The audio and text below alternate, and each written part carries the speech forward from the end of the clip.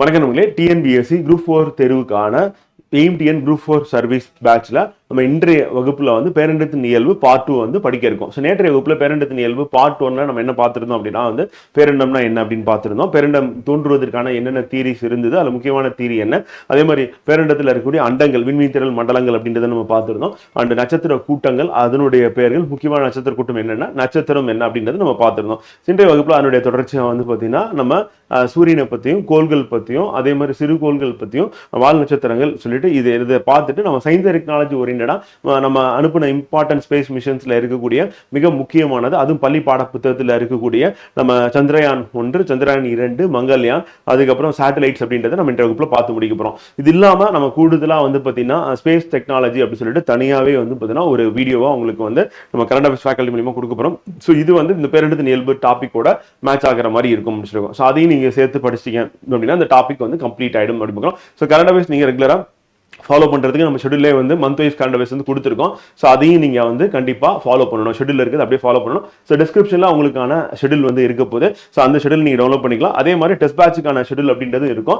And நம்மளுடைய புக்கோட அந்த சாம்பிள் பிடிஎஃப் அப்படின்றது இங்கே நம்ம கிளாஸில் எடுக்கிறது உங்களுக்கு புக்காகவே கொடுக்க போகிறோம். ஸோ அதை இதை பார்த்தீங்கன்னாவே உங்களுக்கு ஒரு ஐடியா கிடைச்சிடும். ஸோ அதை பேஸ் பண்ணி நீங்கள் புக்கிலே அண்டர்லைன் பண்ணி அந்த ஹைலைட்டர் இருக்குல்ல, அந்த ஹைலைட்டர் யூஸ் பண்ணி ஹைலைட் பண்ணிட்டு முக்கியமான கீவேர்ட்ஸ் அண்டர்லைன் பண்ணி அதை திருப்பி ரிவைஸ் பண்ணீங்கன்னா போதும். இந்த குரூப் 4 தேர்வுக்கு வெட்டியாடே இந்த 8 புத்தகங்கள் அப்படின்றது போதுமானதாக இருக்கும். இது நல்லா ரிவைஸ் பண்ணணும். அதே மாதிரி பயிற்சி தேர்வுகள் அப்படின்றது நம்ம கொடுக்கக்கூடிய டெஸ்ட் பிராக்டிஸ் அப்படின்னு எடுத்துட்டாவே போதும் அப்படின்னு. ஸோ நம்ம சிலபஸ் பொறுத்தவரை நமக்கு வந்து முதல் யூனிட்டாவே அழகு ஒன்றில் பொது அறிவியல் இருக்கு அப்படின்னு பார்க்குறோம். இதுல மொத்தம் 3 சப்ஜெக்டா நம்ம வந்து பிரிக்கிறோம். இயற்பியல், வேதியியல், உயிரியல் சொல்லிட்டு பிரிக்கிறோம். அந்த இயற்பியல்ல இருக்கக்கூடிய தலைப்பு தான் பேரண்டத்தின் இயல்பு. அது நம்ம கடைசியாக பார்த்ததுக்கு அடுத்து இருக்கக்கூடிய சப் டாபிக்ல இருந்து நம்ம வந்து ஆரம்பிக்க போறோம். ஸோ புவி மைய மாதிரி, சூரிய மைய மாதிரி வந்து கடைசியா வந்து பார்த்துருந்தோம். வந்து ஸோ புவி மைய மாதிரி அப்படின்னும் போது யார் சொன்னா அப்படின்னும் போது தாலமை வந்து சொன்னாரு அப்படின்றத நம்ம லாஸ்ட் கிளாஸ் வந்து பார்த்திருப்போம். ஸோ அவர் என்ன பண்ணியிருப்பார் அப்படின்னா வந்து புவி வந்து மையத்தில் இருக்கும், கோள்கள் சுத்தி வரும், நட்சத்திரங்கள்லாம் சுத்தி வரும் அப்படின்னு சொல்லி சொன்னார். ஆனா அது உண்மை கிடையாது அப்படின்னு. ஏன்னா இது அப்பவே வந்து சில அறிஞர்கள் வந்து என்னன்னா சில கோள்கள் வந்து பூமிக்கு அருகாமையில் இருக்கும், டல்லா இருக்கு, பூமி விட்டு விலகி போகும்போது நல்லா பிரைட்டா இருக்கு. காரணம் என்னன்னா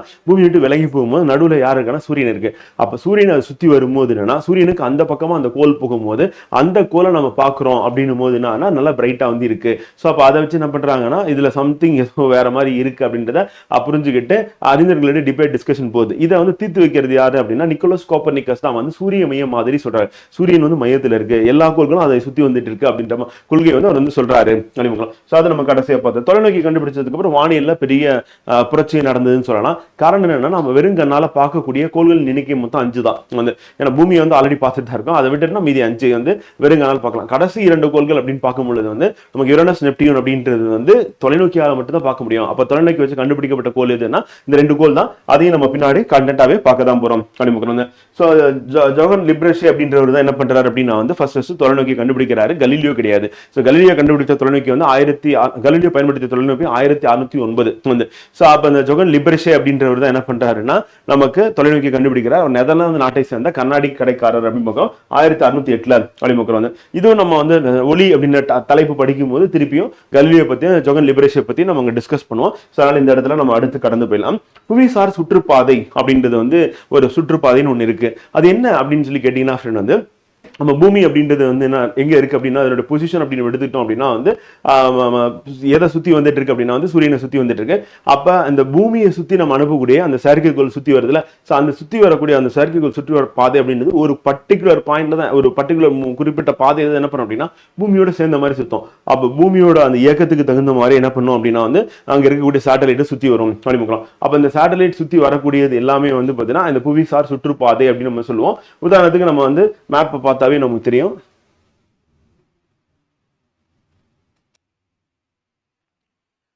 உதாரணத்துக்கு பாத்தீங்கன்னா பூமி இருக்கு ஃப்ரெண்ட். இப்போ பூமிக்கு மேல என்ன பண்ணணும்னா அந்த சேட்டலைட் பறந்துருக்குன்னு வச்சுக்கோங்க. அப்ப பூமியோட மேற்குல இருந்து கிழக்கு நோக்கி இப்படி சுத்தும். அப்படி மேற்குல இருந்து இப்படி கிழக்கு நோக்கி சுத்தும் போது அதே வேகத்துல அந்த சேட்டலைட் சுத்திட்டு இருக்கும். அப்ப எப்பவுமே வந்து சேட்டலைட் வந்து பாத்தீங்கன்னா புவியை ஒரு பகுதியை பார்த்துக்கிட்டே இருக்கும். இன்னும் குறிப்பா சொல்லணும்னா ஒரு 120 டிகிரி கவர் பண்ணும்.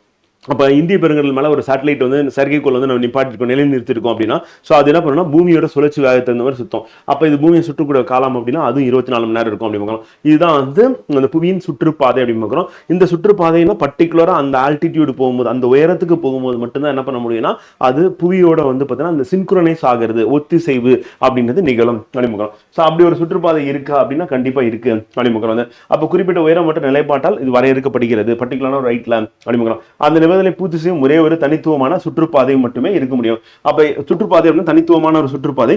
அந்த பாதையில அந்த பூமியை சுழறக்கூடிய அதே வேகத்தில் சொல்லும் போது அது கரெக்டா அந்த இதுல போகும். அப்ப எல்லா கோள்களுக்கும் தனக்குன்னு சொல்லி தனியாக ஒரு சுற்றுப்பாதையை தேர்ந்தெடுத்துட்டு அந்த பாதையில சுத்தி வந்துட்டு இருக்கு. அதனாலதான் வந்து நமக்கு காலம் அப்படின்னு பார்க்கும்போது சூரியனை சுத்தி வரக்கூடிய காலம் அப்படின்னு நீள்வட்ட பாதையா இருந்தாலும் அந்த 365 கால் அப்படின்றத கரெக்டா மெயின்டைன் பண்ணுது பூமி அப்படி பார்க்குறது. அப்ப பூமியின் ஒப்பிடும்போது புவிசார் செயற்கைக்கோள் நிலையாக இருப்பது போல் தெரிகிறது. நிலையா அங்கேயே இருக்கிற மாதிரி இருக்கு. காரணம் என்னன்னா இப்ப பாக்குறது நிலையா இருக்கு, ஆனா பூமி என்ன பண்ணுது தன் அச்சுல சுழலுதுன்னு உங்களுக்கு தெரியும். அப்படி சுத்தும் போது என்னன்னா அதுவும் சேர்ந்து அப்படியே கரெக்டா அதோட சேர்ந்த மாதிரி ஒத்து செஞ்சு சுழலுது அப்படின்னு பார்க்கலாம். ஸோ அதை நம்ம புரிஞ்சுட்டோம்னா கரெக்டா இருக்கும் வந்து. ஸோ அப்ப பூமியை போலவே அதே வேகத்தில் சுழலுவதால் பூமியின் மேற்பரப்பில் இருந்து பார்க்கும்போது அது நிலையாக தெரியும் அப்படின்னு. இந்த சேட்டலைட்டுக்கு பேர் என்ன சொல்லுவாங்க அப்படின்னா வந்து ஜியோ சின்க்ரனஸ் சேட்டலைட் அப்படின்னு ஜியோனே சொல்லுவாங்க. ஸோ அப்ப புவிசார் செயற்கைக்கோள்கள் அப்படின்னு 24 மணி நேரத்தில் பூமியை சுற்றி ஒரு சுழற்சி நிறைவு செய்கிறது அப்படின்னு பார்க்குறோம். ஏன்னா பூமியோட சேர்ந்து சுத்துறதுனால பூமி ஒரு தடவை சுத்தி முடிக்கிறதுக்கு 24 மணி நேரம் ஆகும். அப்ப அதே டைம் தான் இதுவும் எடுத்துட்டு சுத்தி வருது அப்படின்னு. அப்ப எப்பவுமே நிலையா இருக்கும். அப்ப புவிசார் அந்த செயற்கைக்கோள்கள் அப்படின்னு நம்ம என்ன பண்ணுவோம்னா 3 சேட்டலைட்டை பிளேஸ் பண்ணிடும் ஃப்ரெண்ட்.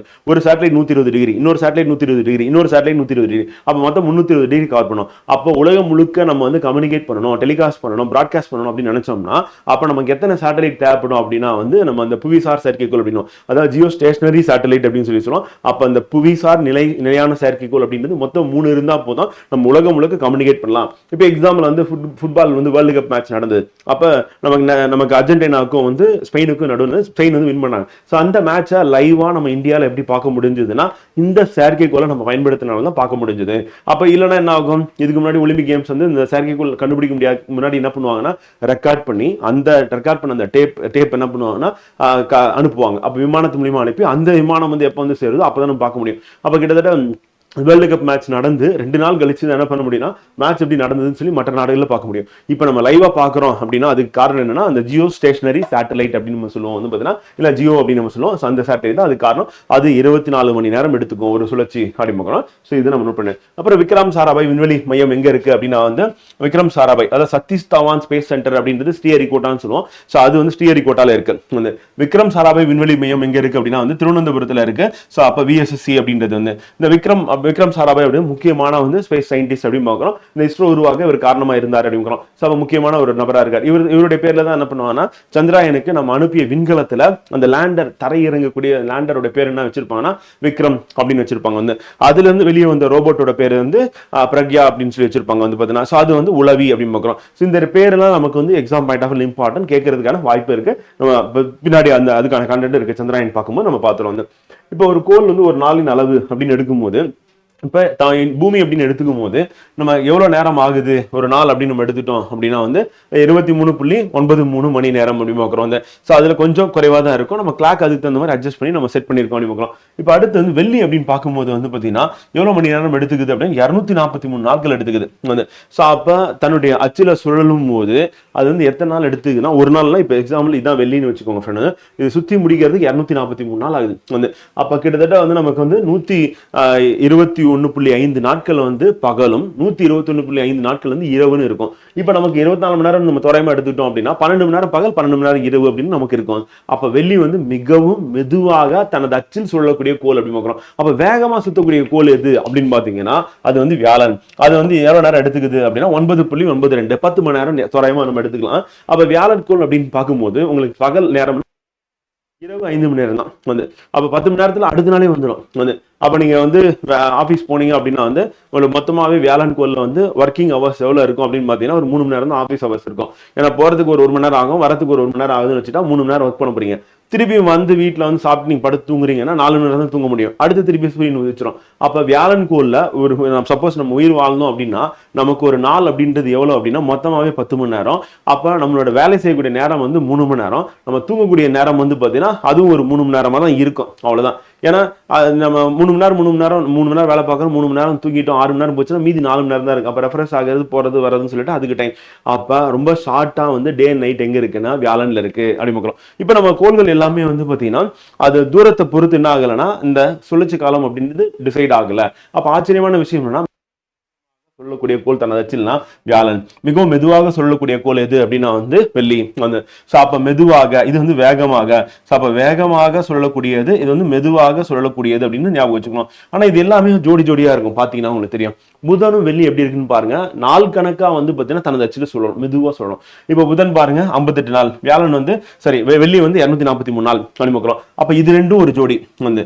அதுக்கடுத்து பூமியும் செவ்வாய் பாருங்க ஏறக்குறைய 24 மணி நேரம் அனுமதிக்கிறோம். அப்ப இது ரெண்டும் ஒரு ஜோடி வந்து. வியாழனும் சனியும் பாத்தீங்கன்னா 10 மணி நேரம். அப்ப ஏறக்குறைய ரெண்டும் வந்து ஒரு ஜோடியா இருக்கு. யுரேனஸ் நெப்டியூன் வந்து பாத்தீங்கன்னா 17-18 மணி நேரம். அப்ப ரொம்ப வேகமா சொல்லக்கூடியதுன்னு கேட்டாங்கன்னா வியாழன் ஞாபகம் வச்சுக்க வேண்டியதான்.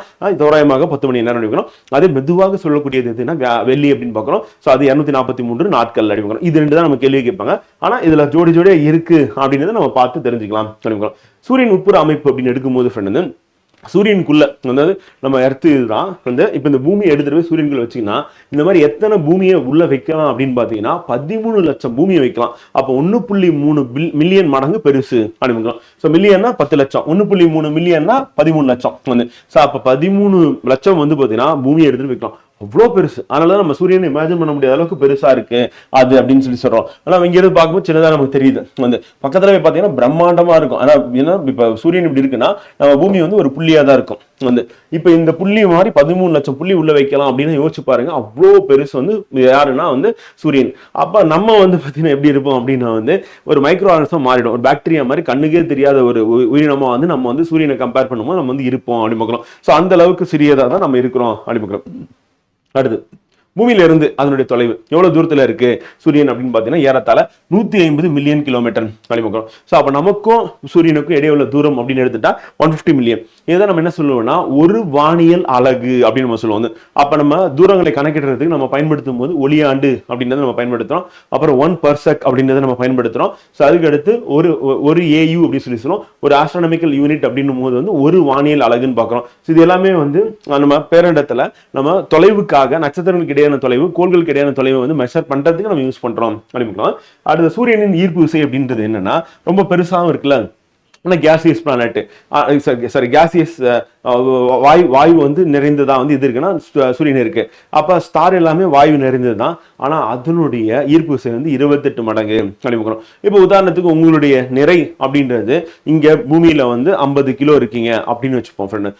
அப்ப அதே சூரியன்ல உங்களுடைய நிறை எவ்வளவு இருக்குன்னு கேட்டா அதே 50 கிலோ தான் இருக்கும். ஆனா உங்களுடைய எடை வந்து பாத்தீங்கன்னா பூமியில வந்து 50 கிலோ. ஏன்னா எடைன்னு வரும்போது ஈர்ப்பு விசை சேர்ந்துடும். நிறைன்னு சொல்லும் போது ஈர்ப்பு விசை வந்து சேராது. அப்ப உங்களுடைய எடையை வந்து பாத்தீங்கன்னா பூமியில 50 கிலோ நீங்க இருக்கீங்க அப்படின்னா அதே உங்களுடைய எடை வந்து சூரியன்ல எவ்வளவு இருக்குன்னு கேட்டாங்கன்னா இன்ட்டு 28 போட்டுக்கணும். அப்ப 10 போட்டாவே 500 வந்து 20 போட்டா 1000 8 போட்டீங்கன்னா ஒரு 400 1400 கிலோகிராம் வந்து நீங்க இருப்பீங்க அப்படிக்கலாம். அப்போ உங்களுடைய எடை எவ்வளவு எங்கன்னா பூமியில இருக்கக்கூடிய எடை வந்து சூரியன்ல எவ்வளவுன்னு கேட்டாங்கன்னா அப்படியே இன்ட்டு 28 போட்டு 50 கிலோகிராம் இருக்கிற ஒரு நபருடைய எடை வந்து பாத்தீங்கன்னா சூரியனுக்கு போனாங்கன்னா 1400 கிலோகிராமா மாறிடும் அனுப்பிக்கிறோம். அந்த அளவுக்கு ஈர்ப்பு விசை அதிகமா இருக்கும் அனுப்பிக்கிறோம்.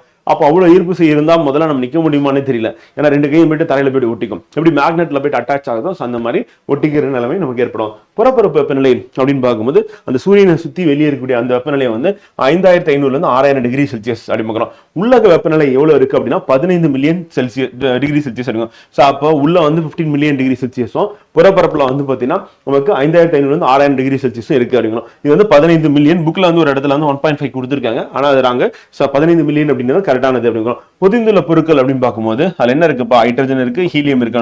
75% ஹைட்ரஜன், 25% வந்து ஹீலியம் இருக்கு. 70 தனிமங்கள் இருக்கு, பிற தனிமங்கள் இருக்கு. ஸோ நமக்கு முக்கியமானது என்னன்னா ஹைட்ரஜன் ஹீலியம் எவ்வளவு பர்சன்டேஜ் இருக்குன்னு கேட்பாங்க. 75-25 அப்படின்னு சொல்லிட்டு அதை ஞாபகம் வச்சுட்டா போதும். இப்போ நம்ம சூரியன் அப்படின்னு எடுத்துக்கும் போது அது எப்படி இருக்கு அப்படின்னு பாத்தீங்கன்னா ஃப்ரெண்ட் வந்து சூரியனை பொறுத்தவரை நம்ம எப்படிலாம் பிரிக்கலாம் அப்படின்னா வந்து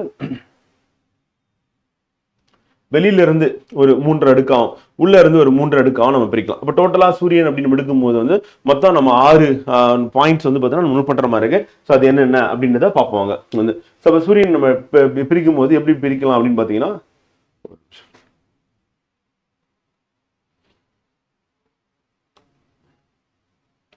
ப்ளூ கலர் எடுத்துட்டா கரெக்டாக. இப்போ உள்ள இருந்து வருவோம் ஃப்ரெண்ட். இப்போ உள்ள வந்து பார்த்தீங்கன்னா உள்ள இருந்து ஆரம்பிச்சுன்னா உள்ள என்ன இருக்குன்னா உட்கரு இருக்கு வந்து. அதுக்கு மேல என்ன இருக்குன்னா கதிர்வீச்சு மண்டலம் இருக்கு. மூணாவது என்னன்னா வெப்பசலன மண்டலம் வந்து. அப்போ உட்கரு, கதிர்வீச்சு மண்டலம், வெப்பசலன மண்டலம் அப்படின்னு சொல்லிட்டு மொத்தம் 3 அடுக்குகளா வந்து உள்ள வந்து இருக்கு. ஸோ அப்போ உள்ள வந்து ஃபர்ஸ்ட் வந்து உள்ள வந்து உட்கரு இருக்கு, ரெண்டாவது வந்து கதிர்வீச்சு மண்டலம், மூணாவது வந்து பார்த்தீங்கன்னா வெப்பசலன மண்டலம் அப்படிங்கிறோம். அப்போ கதிர்வீச்சு அப்படின்றது வந்து எங்க இருக்குன்னா நடுவில் இருக்கு.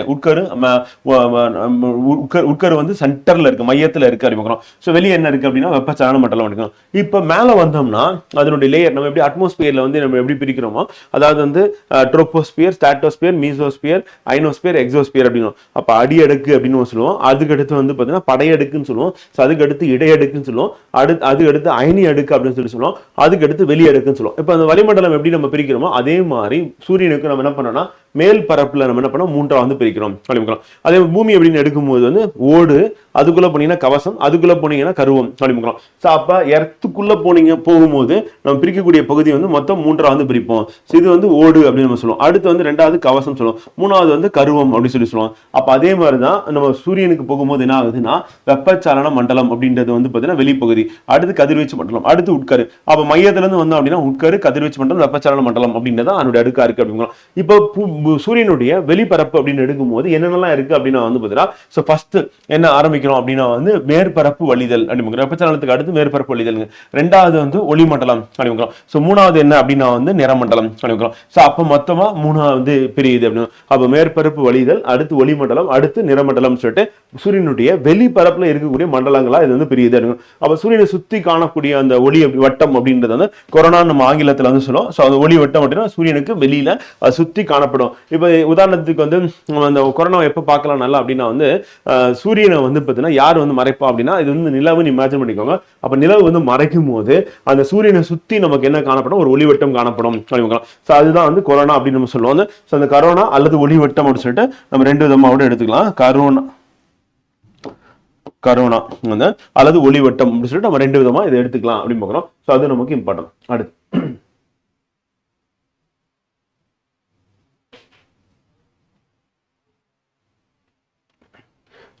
சூரியன் தனது அச்சில் எப்படி சுழல்கிறது அப்படின்னா வந்து கிழக்கிலிருந்து மேற்காக சுழல்கிறது அப்படிங்கிறோம். ஸோ நம்ம எப்படி சொல்றோம், இப்பதான் சொன்னேன் மேற்குலேருந்து கிழக்காக நம்ம வந்து சுழல்கிறோம் அப்படிங்கிறோம். அப்ப சூரியன் வந்து எப்படி சுழலுது அப்படின்னு பார்த்தீங்கன்னா தன் அச்சில் கிழக்கிலிருந்து மேற்காக சுழல்கிறது அப்படிங்கிறோம். ஸோ அதுவும் நமக்கு இம்பார்ட்டன்ட். அப்போ ஆப்போசிட் டைரக்ஷன் சுத்துது அப்படிங்கிறோம். இந்த மாதிரி சுத்தக்கூடிய கோள்கள் வேற ஏதாவது இருக்குன்னா 2 கோள் இருக்கு.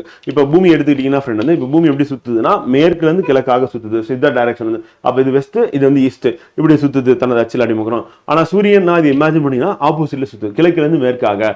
அப்ப கிழக்குல இருந்து மேற்காக சுழலக்கூடியது எதுன்னா சூரியன், ரெண்டாவது வேற யாருன்னா வெள்ளி, மூன்றாவது இன்னொரு கோள் என்ன அப்படின்னா வந்து பாத்தீங்கன்னா நமக்கு யுரேனஸ் வந்து. அப்ப வெள்ளியும் யுரேனஸும் வந்து பாத்தீங்கன்னா கிழக்குல இருந்து மேற்காக சுத்துது, சூரியனும் அந்த மாதிரி தான் சுத்துது. ஒவ்வொரு 11 வருடங்களுக்கு ஒரு முறை வந்து பாத்தீங்கன்னா சூரிய புள்ளிகள் ஏற்படுகின்றன. அந்த சூரிய புள்ளிகள் வந்து எண்ணிக்கையில் ஏற்படும் இந்த ஏற்ற இறக்கம் அப்படின்றது நமக்கு என்ன ஆகுது அப்படின்னா அதனுடைய துருவம் அப்படின்றது வந்து மாறுபட காரணமா இருக்கு. அப்ப சூரிய சுழற்சின்னு சொல்றோம். இதனால என்ன ஆகுது அப்படின்னா வந்து வட தென் அப்படின்றது வந்து புரட்டி போட்டுறது வந்து பூமியில இது நடக்கும். ஆனா ரொம்ப பல ஆண்டுகளுக்கு அப்புறமா தான் நடக்கும். இப்ப வந்து வட அரைக்கோளத்துல வந்து பாத்தீங்கன்னா மேல வந்து நார்த் போல் அப்படின்னு நம்ம சொல்லுவோம் வந்து. அப்ப அந்த நார்த் போல் அப்படின்னும் போது வடமுனை அப்படின்னு பார்க்கணும். அந்த வடமுனை அப்படின்னும் போது எங்க இருக்குன்னா கனடால இருக்கு. தென்முனை எங்க இருக்குன்னா அண்டார்டிகால இருக்கு. இப்ப இந்த வடமுனை தென்முனை அப்படின்றது காந்தத்துக்கு நம்ம பயன்படுத்துவோம் வந்து. இப்ப ஒரு காந்தத்தை தொங்க விட்டீங்க அப்படின்னு என்ன ஆகும்னா வந்து அது என்ன பண்ணும்னா இந்த வடமுனையில வந்து நம்ம அந்த வடமுனையில இருக்கக்கூடிய அந்த மேக்னெட் அப்படின்றது என்ன இருக்குன்னா அதனுடைய சதன் தான் இருக்கும். இங்க சவுத் இருக்கும், இங்க நார்த் இருக்கும். ஏன்னா இப்ப ஒரு காந்தத்தை நீங்க தொங்க விடுறீங்க அப்படின்னும் போது என்ன ஆகுனா அந்த காந்தத்துடைய வடமுனை வந்து இந்த பக்கம் காமிக்குதுன்னா என்ன ஆகுனா இங்க பூமியோட தென்முனை இருக்குன்னு அர்த்தம் வந்து. பூமியை ஒரு சட்டகாந்தமா எடுத்துட்டான். ஏன்னா அதாவது தென்முனையும் வடமுனையும் ஒன்றை இருக்கும். ஆனால் இப்படி இருக்கு. இதை வந்து நம்ம காந்தவியல் அப்படின்னு ஒரு டாபிக் பார்க்கும்போது எக்ஸாக்டா உங்களுக்கு வித் பிக்சரோட நான் உங்களுக்கு காமிக்கிறேன். அப்ப இன்னும் உங்களுக்கு நல்லா புரியும். அப்ப இந்த வடமுனை தென்முனை அப்படின்றது வந்து மாறிக்கிட்டே இருக்குமா அப்படின்னா வந்து மாறக்கூடிய ஒன்று அப்படி பூமி சட்டகாதம் அந்த மாதிரிதான் இங்கேயும் மாறுது அப்படிங்க. அப்ப வட தென் துருவங்கள் அப்படின்றது வந்து இடம் மாட்டிக்கிட்டே இருக்கும் அப்படின்னு பார்க்கிறோம். எங்கன்னா சூரியன்ல. இதுக்கு காரணம் என்ன அப்படின்னு வந்து பாத்தீங்கன்னா அந்த சூரிய புள்ளிகளில் ஏற்படக்கூடிய ஏற்ற இறக்கங்கள் அப்படின்னு பார்க்கிறோம். அப்ப சூரிய புள்ளிகள் அப்படின்றது ஒவ்வொரு 11 வருடங்களுக்கு ஒரு முறை வந்து தோன்றக்கூடிய ஒன்றா இருக்கு. அதனால அதனுடைய துருவம் மாறிட்டு இருக்கு அப்படின்னு ஞாபகம் வச்சுட்டீங்கன்னா கரெக்டா இருக்கும். அதே மாதிரி துருவத்துல வந்து சுழற்சி காலம் அப்படின்னா 34 நாட்கள். அதே வந்து பூமத்திய ரேகையில 25 நாட்கள். வந்து இப்ப பூமி வந்து என்ன இருக்குன்னா மொத்தமா திடப்பொருளா இருக்கு. அதனால வந்து துருவமா இருந்தாலும் சரி, அதே வந்து பூமத்திய ரேகையா இருந்தாலும் சரி, ரெண்டு பகுதியிலுமே வந்து பாத்தீங்கன்னா மத்திய ரேகை சொல்ல ரெண்டுமே வந்து பாத்தீங்கன்னா 24 மணி நேரம் எடுத்துக்கும். அப்படி சுத்தும் போது வந்து பாத்தீங்கன்னா மேல இருக்கிறது சுத்தி முடிக்கிறதுக்கு அதே 24 மணி தான், இங்க இருக்கிறது அதே 24 மணி தான். ஆனா நம்ம பார்க்கும்போது வந்து பாத்தீங்கன்னா மேல ஸ்லோவாகவும் இங்க மையப்பகுதியில வேகமா சுத்துற மாதிரி இருக்கும். இதுக்கு காரணம் என்ன சொல்லுவோம் அப்படின்னா வந்து பாத்தீங்கன்னா நம்ம இந்த பார்ட்டிகல்ஸோட வெலாசிட்டி, அந்த துகள்களுடைய திசை வேகம் எங்க அதிகமா இருக்கும்னா இந்த மத்தியில அதிகமா இருக்கும் அப்படின்னு. இது நம்ம அடுத்த டாபிக் வந்து பாத்தீங்கன்னா இயக்கம் அப்படின்ற டாபிக் வந்து படிப்போம். சோ அங்க வந்து நம்ம வந்து இதை பத்தி டீட்டெயிலா வந்து பார்க்க தான் போறோம். இப்ப சூரியனை பொறுத்தவரையும் வந்து பாத்தீங்கன்னா அது கேஸஸா இருக்கிறதுனால ஒரே மாதிரி இல்ல. அப்ப பூமி அதனுடைய மத்திய பகுதியில வந்து வேகமா வந்து சொல்லுது, அதனுடைய துருவ பகுதியில வந்து மேலே கீழே வந்து ஸ்லோவா இருக்கு அப்படிங்க. இந்த வேறுபாடு அப்படின்றது எங்க இருக்கு அப்படின்னா சூரியன்ல இருக்கு. அப்ப சூரியனோட இந்த சூரியனோட அந்த துருவத்துல வந்து 34 நாட்களும் பூமத்திய ரேகை பகுதியில வந்து பாத்தீங்கன்னா 25 நாட்கள் அப்படின்னு சுழற்சி வந்து வேறுபடுது. அப்ப அந்த வேறுபாடு இருக்கு அப்படின்றது காரணம் என்னன்னா அது வந்து வாயுவா இருக்கிறதுனால, கேஸா இருக்கிறதுனால நமக்கு என்ன ஆகுதுன்னா வேறுபடுது. அப்ப சூரியன்ல என்ன இருக்குன்னா வாயுக்கள் இருக்கு அப்படின்னு பார்க்கலாம். அந்த வாயுக்கள் என்ன இருக்கு அப்படின்னு நம்ம ஏற்கனவே பார்த்தோம், ஹைட்ரஜன் இருக்கு, ஹீலியம் இருக்குன்னு பார்க்கலாம். இந்த ரெண்டு வாயுக்கள் இருக்கிறதுனால அது என்னன்னா அதோட சுழற்சி காலம் அப்படின்னு வேறுபடுது அப்படின்னு பார்க்கலாம். அதே மாதிரி பொருளின் அடர்த்தி அப்படின்னு பார்க்கும்போது 4/1 தான். ஏன் 4/1 தான் இருக்கு அப்படின்னு காரணம் என்னன்னா அது வந்து வாயுக்களா இருக்கு அப்படின்னு பார்க்கலாம். யாரு? சூரியன் வந்து. அப்ப வாயுனாவே அடர்த்தி கம்மியா இருக்கு 4/1. ஆனா நமக்கு ஈர்ப்பு விசை அப்படின்னு பார்த்தோன்னா 28 மடங்கு இருக்கு. பருமன் அப்படின்னு எடுத்துட்டா பூமியை கம்பேர் பண்ணும்போது 1.3 மில்லியன் மடங்கு பெருசு, 13 லட்சம் மடங்கு பெருசு அப்படின்னு. அப்புறம் அதனுடைய உள்பகுதி வெப்பநிலை அந்த வெளிப்பகுதி வெப்பநிலை அப்படின்னா 15 மில்லியன் 6000 கெல்வின் அப்படின்றது நம்ம ஏற்கனவே பார்த்ததுதான். இப்ப அடுத்து கம்பேரிசன் பண்ணும்போது என்ன ஆகுதுன்னா இப்ப ஒவ்வொரு கோள்லையும் வந்து எது வந்து சிறப்பு வாய்ந்ததா இருக்கு, என்ன பாயிண்ட் வந்து முக்கியமான பாயிண்ட் அப்படின்னு பார்க்கும்போது இப்ப விட்டம் அப்படின்னு எடுக்கும் பொழுது வந்து பூமியும் வெள்ளியும் ஏறக்குறைய ஒரே மாதிரி தான் இருக்கு. 12,000 கிலோமீட்டர் விட்டம் இருக்கு அப்படின்னு. சோ அதனாலதான் என்ன பண்ணோம்னா வெள்ளியும் பூமியும் நம்ம என்ன பண்ணோம் இரட்டை பிறவி அப்படின்னு நம்ம சொல்றோம். வந்து அப்ப பார்க்க சைஸ் வந்து ஒரே மாதிரி இருக்கு அப்படின்னு. சோ அந்த பாயிண்ட் நம்ம நோட் பண்ண வேண்டிய பாயிண்டா இருக்கு அப்படின்னு. அதே மாதிரி சுழற்சி காலம் அப்படின்னு பார்க்கும்போது செவ்வாயும் பூமியும் வந்து பாத்தீங்கன்னா ஏறக்குறைய ஒரே மாதிரி இருக்கு. 24 மணி நேரம் ஒரு நாள் அப்படின்னு பார்த்தோம்னா ஒரே மாதிரி இருக்கு அப்படின்னு. அதே மாதிரி விட்டம் வந்து இருக்கிறதுல எதுக்கு பெருசு அப்படின்னா வந்து வியாழனுக்கு வந்து பெருசு அப்படிங்கிறோம். விட்டம் வந்து வியாழனுக்கு பெருசு, அதுதான் வந்து ஹைலைட் பண்ணணும்.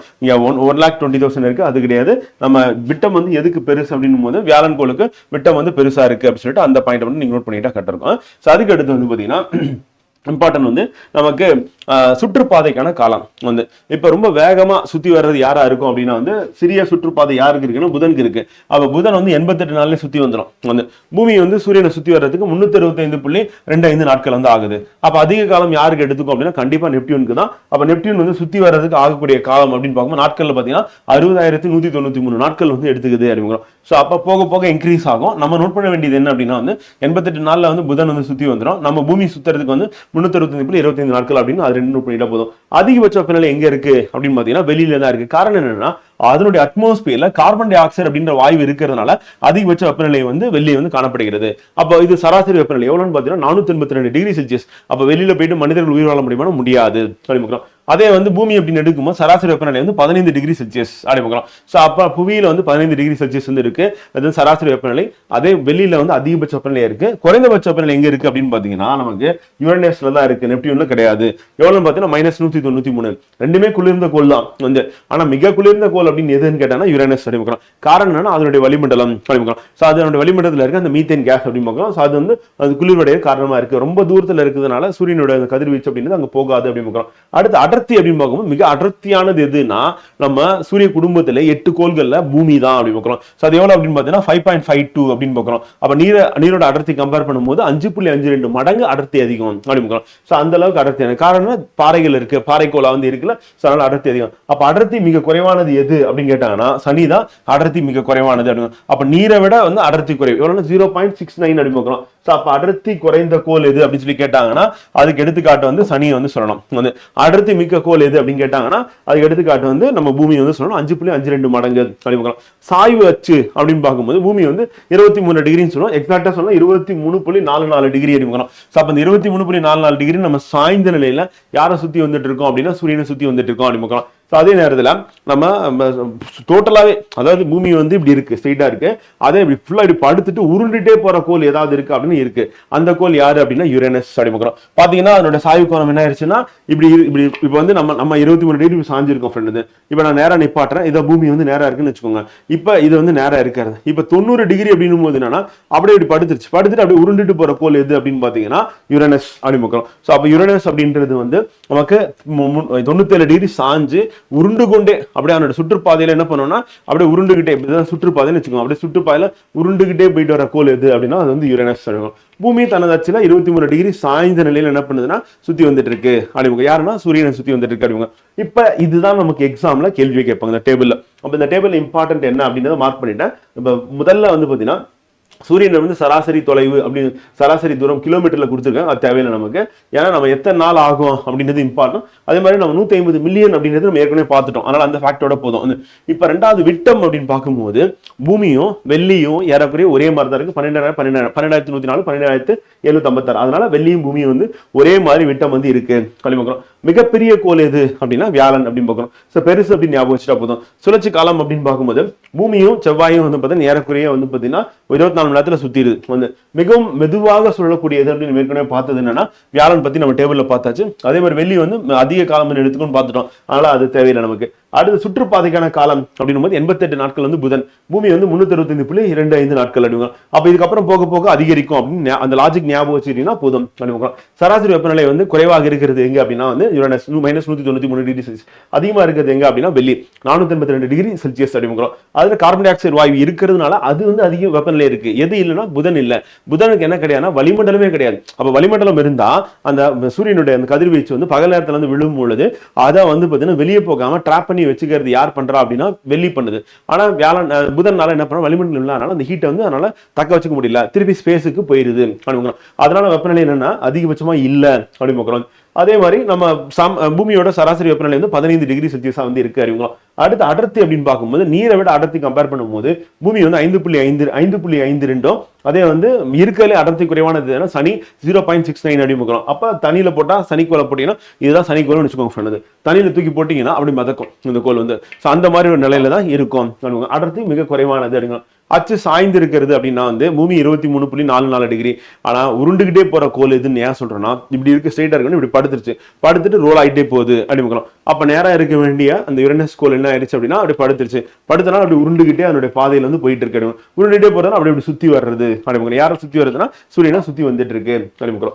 ஓகேவா, இதுதான் அந்த டேபிள்ல நம்ம நோட் பண்ண வேண்டியது. படிச்சுட்டீங்கன்னா போதும். வந்து அடுத்து உட்கோள்கள் அப்படின்னு பார்க்கணும். உட்கோள்கள் நிலம் சார் கோள்கள் அல்லது பாறை கோள்கள் சொல்லுவாங்க. அப்ப உட்கோள்கள், நிலம் சார் கோள்கள், பாறை கோள்கள், இது யார சொல்லுவோம் அப்படின்னா வந்து ஃபர்ஸ்ட் இருக்கக்கூடிய புதன், வெள்ளி, பூமி, செவ்வாய், இந்த 4 கோளுமே நம்ம என்ன சொல்லுவோம் அப்படின்னா வந்து உட்புற கோள்கள், புவிநிகர் கோள்கள் அல்லது பாறை கோள்கள் அப்படின்னு சொல்லுவாங்க. கடைசி 4 கோள்கள் அப்படின்னு எடுக்கும் போது என்ன சொல்லணும்னா வியாழன், சனி, யுரேனஸ், நெப்டியூன். இது என்ன சொல்லணும்னா வாயு கோள்கள் அல்லது வியாழன் நிகர் கோள்கள், புறக்கோள்கள், வெளிக்கோள்கள் அப்படின்னு நம்ம சொல்லுவோம். வந்து அப்ப வாயுக்கெல்லாம் நிரம்பி இருக்கனால வாயு கோள்கள் சொல்லுவோம். அதே மாதிரி வியாழன் நிகர் கோள்கள் சொல்லுவோம். அதே மாதிரி வெளிப்புற கோள்கள் அப்படின்னு சொல்லுவோம். அப்ப ஃபர்ஸ்ட் நாளையும் வந்து நம்ம என்ன சொல்லி அழைப்போம், அடுத்த நாள் என்ன சொல்லி அழைப்போம். நம்ம அடர்த்தி வைஸ் பார்க்கும்போது வந்து பாத்தீங்கன்னா முதல் 4 கோள்களும் திட பொருட்களால் ஆனது, அப்ப அடர்த்தி அதிகமா இருக்கும். கடைசி 4 கோள்கள் வந்து வாயுக்களால் ஆனது, அப்ப அடர்த்தி கம்மியா இருக்கும். அது அடர்த்தி மிக குறைவானது எதுனா சனி அப்படின்னு நம்ம பார்த்தோம். அடர்த்தி மிக அதிகமானது எது அப்படின்னா வந்து பூமி அப்படின்றது நம்ம பார்த்தோம் ஆல்ரெடி. வந்து இப்ப செவ்வாய் அப்படின்னும் போது அந்த செவ்வாய் கோள் வந்து அடர்த்தி மிகுந்த ஒரு கோள் தான் இருக்கு. அது முதல் 4 கோள் வருது. முதல் கோள் வந்து புதன், வெள்ளி, பூமி, செவ்வாய் அப்படி பார்க்கிறோம். இப்ப இந்த செவ்வாய்க்கு அந்த வியாழனுக்கு நடுவுல வந்து பாத்தீங்கன்னா ஒரு பெல்ட்டே இருக்கு ஃப்ரெண்ட். வந்து அந்த பெல்ட் என்ன சொல்லுவோம் அப்படின்னா வந்து சிறுகோள் மண்டலம் அப்படின்னு சொல்லுவோம். அப்ப இந்த சிறுகோள் மண்டலம் எங்க இருக்கு அப்படின்னு நம்ம கேட்பாங்க. கேட்டானா செவ்வாய்க்கும் வியாழன் கோளுக்கும் இடையில் காணப்படுகிறது அப்படின்னு. சோ அது நமக்கு இம்பார்ட்டன்ட் அப்படின்னு. சோ அதுக்கு அடுத்து நெக்ஸ்ட் வந்து புதன் அப்படின்னு பார்க்கும்போது இந்த கோள் வந்து பாத்தீங்கன்னா மிக அருகில் உள்ள கோள் அப்படின்னு பார்க்கணும். யாருக்குன்னா சூரியனுக்கு மிக அருகில் இருக்கு. இந்த கோள் பொறுத்தையும் புதன் வந்து சூரியனுக்கு மிக அருகில் இருக்கு கோள் புதன் கோள். இது வந்து இருக்கிறதுல சிறிய கோள் இதுதான் வந்து. அப்ப மிகவும் சிறிய கோள் எது அப்படின்னு கேட்டோம்னா புதன். 2வது சிறிய கோள் எதுன்னா செவ்வாய். 3வது சிறிய கோள் எது அப்படின்னா வெள்ளி. 4வது அப்படின்னு வந்து பாத்தீங்கன்னா நம்ம பூமி அப்படி வைக்கிறோம். அப்ப பூமி எத்தனாவது பெரிய கோள் அப்படின்னு கேட்டாங்கன்னா 5வது. கடைசி 4 கோளுமே ரொம்ப பெருசா இருக்கும். அதுக்கு அடுத்தபடியா வந்து சைஸ்ல 4 கோள் பெருசு, அடுத்தபடியா சைஸ்ல பெருசு எதுன்னா பூமி தான். அப்ப பூமி எத்தனாவது பெரிய கோள் அப்படின்னா 5வது பெரிய கோள். அப்ப மிக சிறிய கோள் எது அப்படின்னா வந்து புதன் அப்படின்னு பாக்குறோம். புதன் வந்து மற்ற கோள்களை விட சிறியது. அப்ப புதன் சிறியது அப்படின்றது நமக்கு இம்பார்ட்டன்ட். வந்து இது ரோமானிய கடவுளோட பேர்ல என்ன பேர் வச்சிருக்காங்கன்னா மெர்க்குரி அப்படின்ற பெயரால் வந்து அழைக்கப்படுகிறது. அப்ப ரோமானிய கடவுள் தூதுவரான மெர்க்குரியோட பெயரால் அழைக்கப்படுகிறது. அப்ப மெர்க்குரி அப்படின்னா அதுக்கு மீனிங் வந்து என்னன்னா தூதுவர், மெசஞ்சர் அப்படின்னு சொல்லிட்டு ஆங்கிலத்துல சொல்லுவோம். இதுல என்ன கிடையாது அப்படின்னா வந்து நீரும் இல்ல வாயுக்களும் கிடையாது. அப்ப வளிமண்டலம் இல்லை அப்படின்னு. வளிமண்டலம் இல்லாததுனால பகல் பொழுதுல அதிக வெப்பம் இருக்கும், இரவு பொழுதுல கடும் குளிர் இருக்கும். அதனால ஆவரேஜ் டெம்பரேச்சர் வந்து குறைஞ்சிருது சொல்லிக்கலாம். சோ புதன் கோளுக்கு என்ன கிடையாதுன்னா துணைக்கோள்கள் இல்லை அப்படின்னு. அப்ப துணைக்கோள்கள் இல்லாதது அப்படின்னா முதல் 2 கோளுக்குமே துணைக்கோள் கிடையாது, புதனுக்கும் கிடையாது, வெள்ளிக்கும் கிடையாது. பூமியில இருந்து தான் துணைக்கோள் நிலவு அப்படின்றது ஸ்டார்ட் ஆகுது. அப்ப பூமிக்கு வந்து 2 துணைக்கோள் இருக்கும். அடுத்து செவ்வாய் பூமிக்கு வந்து ஒரு துணைக்கோள் இருக்கும் நிலவு. செவ்வாய்க்கு வந்து 2 துணைக்கோள் இருக்கும், டிமோஸ் போபோஸ் சொல்லிட்டு 2 துணைக்கோள்கள் செவ்வாய்க்கு காணப்படுகிறது. சனிக்கு அப்படின்னு எடுக்கும்போது அதிக துணைக்கோள்களை கொண்டது எதுனா சனி தான் அப்படிங்க. இப்ப இதுக்கு முன்னாடி வேளாண் சொல்லிட்டு நம்ம புக்ல இருந்து இப்ப வந்து சனி தான் அதிக துணைக்கோள்களை கொண்டது. வெள்ளி சூரியன் வந்து 2வது அமைந்துள்ளது. அப்ப 2வது கோள் அப்படின்னு பார்க்கிறோம். புவியை போன்ற ஒத்த அளவு நம்ம ஏற்கனவே பார்த்தோம், 12,000 வந்து கிலோமீட்டர் வந்து அதோட விட்டம் வந்து இருக்கு அப்படின்னு பார்த்தோம். சோ அப்ப ரெண்டும் ஏறக்குறைய ஒரே மாதிரி இருக்கனால இது வந்து இரட்டை கோள்கள் அப்படின்னு நம்ம சொல்றோம். அப்ப எதை சொல்றோம்? வெள்ளியும் புவியும் அப்படின்னு பார்க்கிறோம். சுழல் காலம் அப்படின்னு பார்க்கும்போது மற்ற கோள்களை காட்டிலும் இன்னும் அதிக காலம் எடுத்துக்குது. 242 நாள் ஆகுது ஒரு தடவை சுத்துறதுக்கு வந்து. சோ அப்ப அதிக காலம் வந்து உள்ளது, அதிகமாக இருக்கு சுழலும் காலம், சுழலுதல் காலம் அப்படின்னு பார்க்கிறோம். சோ அது நமக்கு இம்பார்ட்டன்ட். 242 டேஸ் அப்படின்னு பார்த்தோம்ல, சோ அது 243 டேஸ் அப்படின்னு இம்பார்ட்டன்ட். வந்து எவ்வளவு நாள்னா 243 நாட்கள் அப்படின்னு பார்க்கிறோம். அதே மாதிரி அது எப்படி சுத்துதுன்னா பூமி வந்து மேற்குல இருந்து கிழக்கு நோக்கி சுத்துது, ஆனா இது வந்து கிழக்குல இருந்து மேற்கு நோக்கி சுத்துது. இதே மாதிரி சுத்துற 2 பேர் யாரு அப்படின்னா ஒன்னு சூரியன், இன்னொன்னு யாருன்னா யுரேனஸ். வந்து அப்ப வெள்ளி கிழக்கில இருந்து மேற்கு நோக்கி சொல்ல முடியும். இது நமக்கு ஆல்ரெடி கேட்டாங்க, ஸ்டார் போட்டு கொடுத்துருக்கோம் ப்ரீவியஸ் இயர்ல, இம்பார்ட்டன்ட் அடிக்கும். யுரேனஸ் போன்ற இக்கோலம் வந்து கிழக்கு, அப்ப யுரேனஸ் என்ன பண்ணுது? கிழக்குல இருந்து மேற்காக சுத்துது அப்படிங்களா. வேற இன்னொருத்தர் யாருன்னா சூரியன் அப்படின்றது இப்பதான் பார்த்தோம். மற்ற கோள்களை காட்டிலும் மிகவும் மெதுவாக சுட்டுகிறது, அதுவும் பார்த்தாச்சு. வெள்ளிக்கு துணைக்கோள்கள் இல்லை. ஃபர்ஸ்ட் 2 கோளுக்குமே என்ன கிடையாது? துணைக்கோள் கிடையாது. நம்ம பூமியில இருந்தா ஸ்டார்ட் ஆகும், பூமிக்கு நிலவு இருக்கு அப்படிங்களா. அப்புறம் அன்பு மற்றும் அழகை குறிக்கக்கூடிய ரோமானிய பெண் கடவுளான வீனஸ் அப்படின்ற பெயரில் வந்து அழைக்கப்படுகிறது. இப்ப வெள்ளிக்கு வந்து இங்கிலீஷ்ல என்னன்னா வீனஸ், ரோமானிய கடவுள் வந்து பாத்தீங்கன்னா அன்பு அழகு, லவ் அண்ட் பியூட்டி அப்படின்னு சொல்லுவோம். அது ஃபர்ஸ்ட் கோல் என்ன அப்படின்னா வந்து நமக்கு மெர்க்குரின்னு சொல்லுவோம். புதன் வந்து அந்த ரோமானிய கடவுளோட வந்து தூதுவரோட பெயரால் அழைக்கப்படும் மெர்க்குரி. அது மெசஞ்சர் அப்படின்னு சொல்லி நம்ம ஆங்கிலத்தில் வந்து சொல்லுவோம். காலையிலும் மாலையிலும் தெரியுறதுனால வெள்ளியை நம்ம என்ன சொல்லணும்? விடி வெள்ளி அப்படின்னு சொல்லுவோம். நிலவிற்கு அடுத்தபடியாக இரவில் பிரகாசமாக தெரியும் மின்பொருள். அப்ப நிலவிற்கு அடுத்தபடியாக பிரகாசமாக இருக்கக்கூடியது வெள்ளி தான் அப்படிங்கிறோம். அப்ப சூரியன் அப்படின்னு பகல்ல வந்து பிரகாசமானது, மற்ற எதுவுமே கண்ணுக்கு தெரியாதுன்னு வச்சுக்கோங்க. அது இரவு நேரத்துல வந்து நமக்கு பிரகாசமா தெரியாதுன்னா நிலவு, அதனோட ஒளியே நமக்கு வந்து படும், வந்து பட்டு பிரதிபலிக்கும். வந்து அப்ப உதாரணத்துக்கு வந்து பாத்தீங்கன்னா சூரியன்ல இருந்து வரக்கூடிய ஒளி வருதுன்னா ஒளி பட்டு நிலவுல பட்டு அதுல இருந்து ஒளி வந்து நம்ம பூமியில வந்து விழும்போது பிரகாசிக்கும். அப்ப பூமியோட இந்த பகுதி வந்து என்ன ஃபேஸ் பண்ணி இருக்கிறது வந்து பாத்தீங்கன்னா பகலாகும், உங்களை ஃபேஸ் பண்ணி இருக்கிறது நிலவு அந்த பக்கம் இருக்குன்னா அது வந்து இரவாகவும் இருக்கும் அப்படின்னு பார்க்கலாம். இப்படிதான் நம்ம வந்து பார்க்க முடியும். வெள்ளி புதனை விட அதிக வெப்பமானது. காரணம் என்னப்பா அப்படின்னா வந்து பாத்தீங்கன்னா மிகவும் அடர்த்தியான மற்றும் ஏறக்குறைய வளிமண்டலம் முழுவதும் என்னப்பா இருக்கு அப்படின்னு பாத்தீங்கன்னா கார்பன் டை ஆக்சைடு காணப்படுகிறது.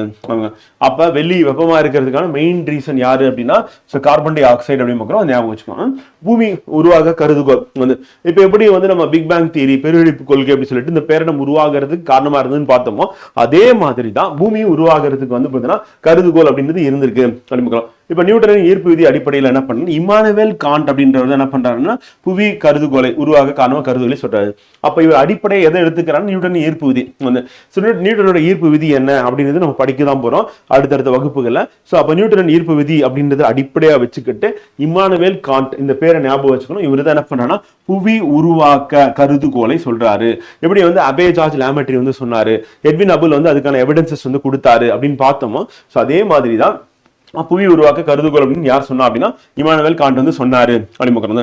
இப்ப கணிதர் லாப்லஸ் அப்படின்றவர் என்ன பண்றாருன்னா இதை திருத்துறார் வந்து. சோ அதை வந்து என்ன சொல்றா நெபுலார் கருதுகோள் என்று அழைக்கப்பட்டது அப்படின்னு. சோ அடுத்து வந்து பூமி உருவாக காரணமானது அப்படின்னு சொல்லிட்டு அதுக்கான கருதுகோள் அப்படின்னு சொல்லிட்டு அடுத்து இன்னொருத்தர் அறிவியலாளர் கொடுக்குறாரு. சோ அவர் பேர் என்ன? லாப்லஸ் அப்படின்னு பார்க்கலாம். அவர் கொடுக்குற அந்த கருதுகோளோட பேர் என்ன? நெபுலார் அப்படின்னு பார்க்கலாம். சோ அப்ப நெபுலார் அப்படின்றது யார் கொடுக்குறா அப்படின்னு வந்து பாத்தீங்கன்னா லாப்லஸ் வந்து கொடுக்குறாரு.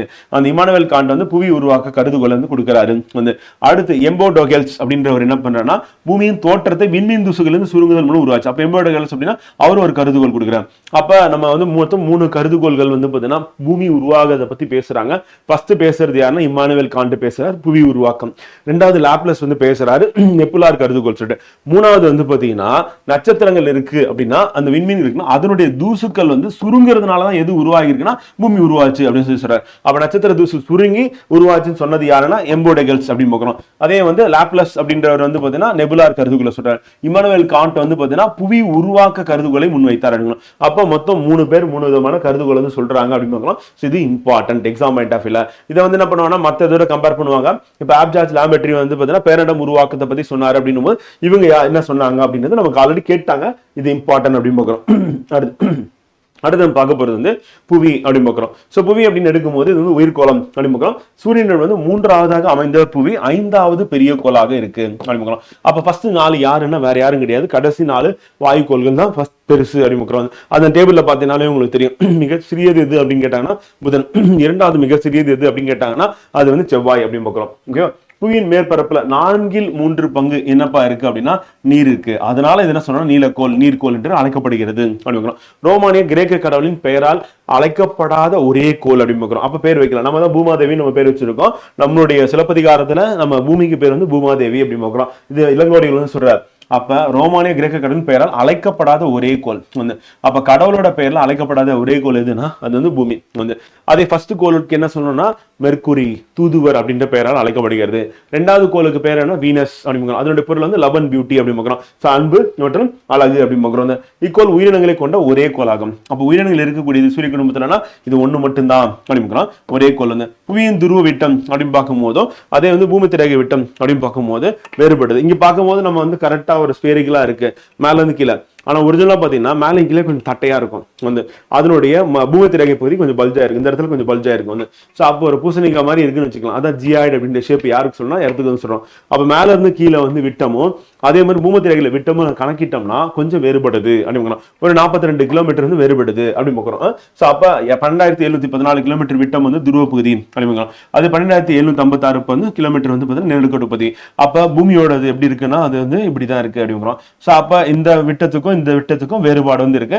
அந்த வேறுபாடு வந்து பாத்தீங்கன்னா ஒரு 42 கிலோமீட்டரா இருக்கு அப்படிங்கிறோம். அதனால பூமியோட வடிவத்தை நம்ம என்ன சொல்றோம் ஜியாய்டு அப்படின்னு சொல்றோம். ஏன்னா மலைப்பாங்கான பகுதி இருக்கு, பள்ளத்தாக்கு இருக்கு, பீடபூமிகள் இருக்கு, சமவெளிகள் இருக்கு, அண்ட் இது கடல்கள் இருக்கு. இதெல்லாம் இருக்கிறதுனால அதோட வடிவம் வந்து அப்படியே கரெக்டா ஸ்பேரிக்கலா இல்லாம வந்து கொஞ்சம் வேடு பள்ளமா இருக்கிறதுனால நம்ம என்ன சொல்றோம்னா ஜியாய்டு அப்படின்னு வடிவத்துல இருக்கு. 42 கிலோமீட்டர் வந்து டிஃபரன்சஸ் வந்து இருக்கு, வேறுபாடு இருக்கு. அந்த வேறுபாடு அப்படின்னு பார்க்கும்பொழுது எங்க வந்து நீளம் வந்து அதிகமா இருக்கு அப்படின்னா வந்து பூமத்திய ரேகை பகுதியில, எங்க வந்து நீளம் வந்து கம்மியா இருக்கு, விட்டம் வந்து கம்மியா இருக்கு அப்படின்னா துருவத்தின் துருவம். அப்ப வட துருவத்துல இருந்து தென் துருவம் அப்படின்னும் போது இதனுடைய விட்டம் வந்து கம்மியா இருக்கு. அதே பூமத்திய ரேகை பகுதியில விட்டம் வந்து அதிகமா இருக்கு அப்படின்னு. அது மாதிரி சூரியனை வந்து எவ்வளவு வேகத்துல சுத்தி வந்துட்டு இருக்கு அப்படின்னா வினாடிக்கு 60 கிலோமீட்டர் வேகத்துல சுத்தி வருது. சரி 30 கிலோமீட்டர் வேகத்துல சுத்தி வருது. 30 கிலோமீட்டர் அப்படின்னு பார்க்கும்போது நம்ம சூரியன் வந்து பாத்தீங்கன்னா 250 கிலோமீட்டர் வேகத்துல யாரை சுத்தி வந்துட்டு இருக்கா அப்படின்னா அந்த பால்வெளி அண்டத்தை சுத்தி வந்துட்டு இருக்குன்னு நம்ம பார்த்தோம். அப்ப அந்த சூரியன் சுத்தி வரும்போது அதை வந்து கோள்கள் சுத்தி வந்துட்டு இருக்கு. அப்படியே அப்ப சூரியன் சுத்தி வந்துட்டு இருக்கும்போது அதை கோள்கள் சுத்தி வர்றது இப்படிதான் இருக்கு. சூரியன் வந்து நிலையா இல்லை. நம்ம பார்க்கும்போது சூரியன் நிலையா இருக்கிற மாதிரி மற்ற கோள்கள் சுத்துற மாதிரி நம்ம பார்ப்போம் சூரிய குடும்பம் எடுத்துட்டா. ஆனா ஒரிஜினலா சூரியன் என்ன பண்ணுது, பூமியை விட வந்து கிட்டத்தட்ட 8 மடங்கு வேகத்துல ஆல்ரெடி வந்து பாத்தீங்கன்னா போயிட்டு இருக்கு வந்து. அப்ப 250 கிலோமீட்டர் வேகத்துல யார் போயிட்டு இருக்கான்னா சூரியன் போயிட்டு இருக்கு. அந்த சூரியனை யார் சுத்தி வந்துட்டு இருக்கா அப்படின்னா வந்து கோள்கள் சுத்தி வருது. அந்த கோள்ல ஒரு கோள் யாருன்னா நம்மளுடைய பூமி. நம்ம பூமியுடைய சூரியனை சுற்றி வரக்கூடிய வேகம் எவ்வளவுன்னா மணிக்கு 30 வினாடிக்கு 30 கிலோமீட்டர் எடுக்கும். அப்போ ஒரு வினாடிக்கு 30 கிலோமீட்டர் வேகத்துல பூமி வந்து எதை சுத்தி வந்துட்டு இருக்கு அப்படின்னா சூரியனை சுத்தி வருது அப்படிங்கிறோம். அப்போ ஒரு வினாடிக்கே 30 கிலோமீட்டர் வந்து. அப்போ ஒரு நிமிஷம்னா இன்ட்டு 60 வந்து போட்டாகணும் வந்து. அப்ப 60 போட்டீங்கன்னா என்ன ஆகும் அப்படின்னா இன்ட்டு 60 6 போட்டீங்கன்னா 180, 60 போட்டீங்க அப்படின்னா வந்து பாத்தீங்கன்னா 1800. அப்ப 1800 கிலோமீட்டர் வந்து பாத்தீங்கன்னா ஒரு நிமிடத்துக்கு அனுப்பிக்கிறோம். ஒரு நிமிடத்துக்கு அப்ப நம்ம 10 நிமிடத்துக்கு என்ன ஆகும் அப்படின்னா வந்து 18,000 கிலோமீட்டரா வந்து ஆயிடும் வந்து. அப்ப 18,000 இன்ட்டு நம்ம வந்து 6ன்னு போட்டீங்கன்னா 1 மணி நேரம் நம்ம கணக்கு போட்டலாம் வந்து.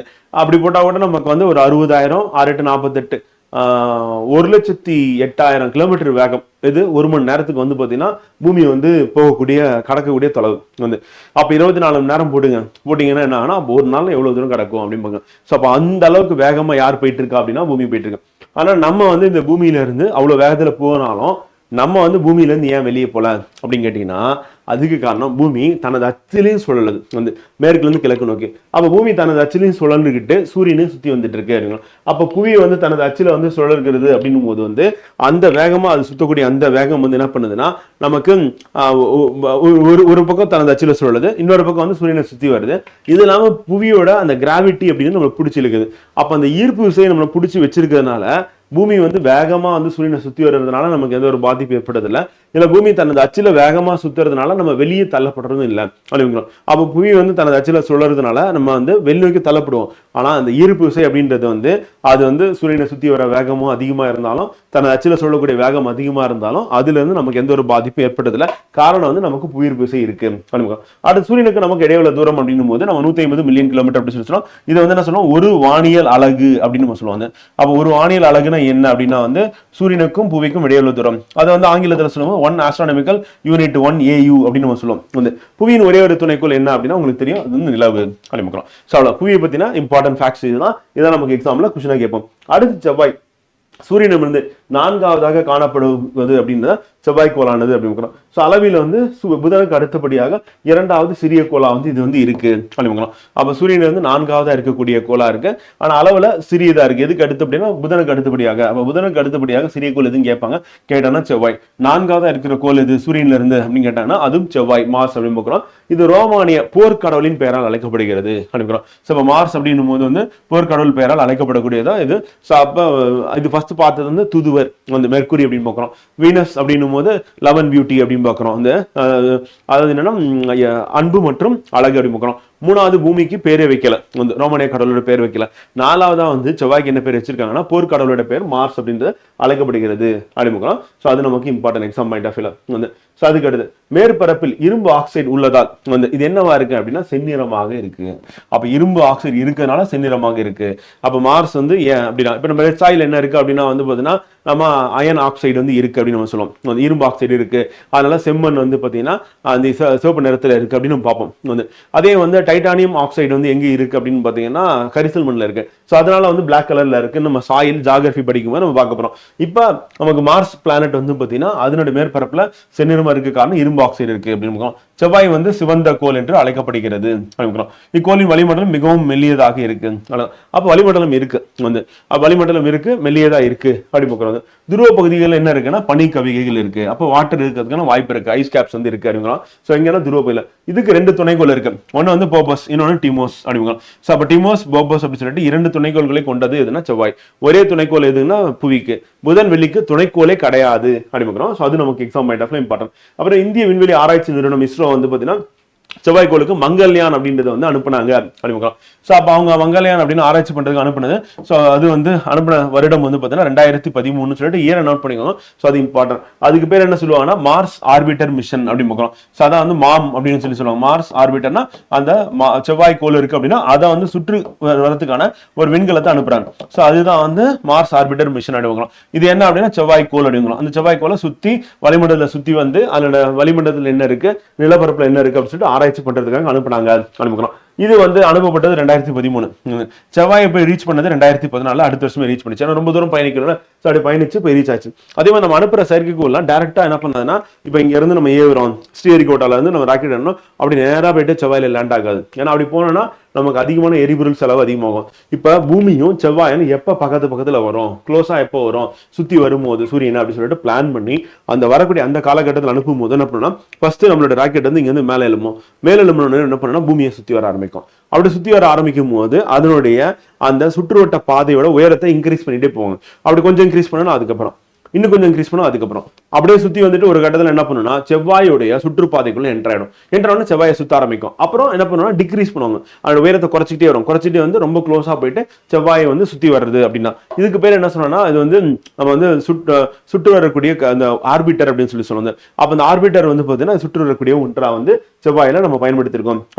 செவ்வாய்க்கு இதுவரையும் செயற்கைக்கோள் இல்ல மிஷன் அனுப்பின நாடுகள் அப்படின்ற பட்டியல வந்து இந்தியா வந்து சேருது அப்படிங்கிறோம். இதுக்கு முன்னாடி அனுப்பின நாடுகள் எது இதெல்லாம் அனுப்பியிருக்காங்க அப்படின்னா ரஷ்யா அனுப்பியிருக்கு, நம்ம நாசா அனுப்பியிருக்காங்க, அப்புறம் ஐரோப்பிய விண்வெளி ஆராய்ச்சி நிலையம் வந்து அனுப்பியிருக்காங்க அப்படிங்கிறோம். ஸோ அப்போ மொத்தம் 3 விண்வெளி ஆராய்ச்சி நிலையங்கள் அனுப்பியிருக்காங்க. ரஷ்யா, அதுக்கடுத்து நாசா அமெரிக்கா, 3வது வந்து பார்த்தீங்கன்னா ஐரோப்பிய ESAன்னு சொல்லுவோம் வந்து. ஸோ 3 பேருமே அனுப்பியிருக்காங்க. அடுத்தபடியாக 4வது நாடாக நம்ம வந்து இணையறோம் அப்படிங்கிறோம். அப்போ 4வதாக செவ்வாய்க்கு விண்வெளி அனுப்பினது சைனாவை நம்ம முந்திட்டோம். இந்த இடத்துல மங்கள்யான் மிஷன் வந்து பார்த்தீங்கன்னா நம்ம சக்சஸ்ஃபுல்லா பண்ணிட்டோம் அப்படிங்கிறோம். அதுக்கடுத்து வியாழன் அப்படின்னு பார்க்கும்போது இருக்கிறதுல பெரிய கோள் எதுன்னா வியாழன் அப்படிங்கிறோம். அப்ப சூரிய குடும்பத்தின் மிகப்பெரிய கோளா வந்து இருக்கு அப்படிங்கிறோம். அப்ப 5வதாக அமைந்துள்ளது. ஆனா பெரிய கோள்ல இதான் வந்து நம்பர் 1 அப்படிங்கிறோம். ரோமானிய கடவுள் என்ன பெயரால் அழைக்கப்படுகிறது அப்படின்னா முதன்மை கடவுள் ஜூபிட்டர் அப்படின்னு பெயரால் அழைக்கப்படுகிறது அப்படிங்களா. ஸோ அப்போ முதன்மை கடவுளா எது இருக்கு அப்படின்னா ரோமானிய கடவுளோட பேர்ல முதன்மை கடவுள் ஜூபிட்டர் வந்து இருக்கு அப்படிங்கிறோம். இது வந்து வியாழன் அப்படின்னு சொல்லிட்டு நம்ம தமிழ்ல சொல்லுவாங்க. மிகவும் வேகமாக சுழலக்கூடியது அப்படிங்கிறோம். அதை நம்ம பார்த்தோம். தோராயமா ஒரு 10 மணி நேரம் தான் இருக்கு. பகல் நேரம் 5 மணி நேரம், இரவு நேரம் 5 மணி நேரம், 3 மணி நேரம் ஒர்க் பண்ணுவோம், 3 மணி நேரம் தூங்குவோம், அப்புறம் 2 மணி நேரம் ஈவினிங் 2 மணி நேரம், மார்னிங் 2 மணி நேரம் ரெஃப்ரெஷ் ஆகுது. இல்லை இன்னும் கொஞ்சம் கம்மியான டைம் தான் நம்ம எடுத்துக்க முடியும் அப்படிங்கிறோம். ஸோ அந்த அளவுக்கு வந்து கம்மியான நேரம் தான் எங்க இருக்குன்னா நம்ம வியாழன் இருக்கு. அதிக நேரம் எங்கன்னா வெளியில இருக்கு. வெளியில வந்து என்ன ஒரு பகல் அப்படின்னா 121.5 நாட்கள், இரவுனா 125. அப்போ படுத்தீங்கன்னா என்ன ஆகும், திருப்பி சூரியன் உதிக்கிறதுக்கு வந்து 121 நாள் ஆகும். அவ்வளவு ஸ்லோவா சுத்துறதுன்னா வெள்ளி அப்படிங்க வளிமக்கோள் என்று அழைக்கப்படுகிறது.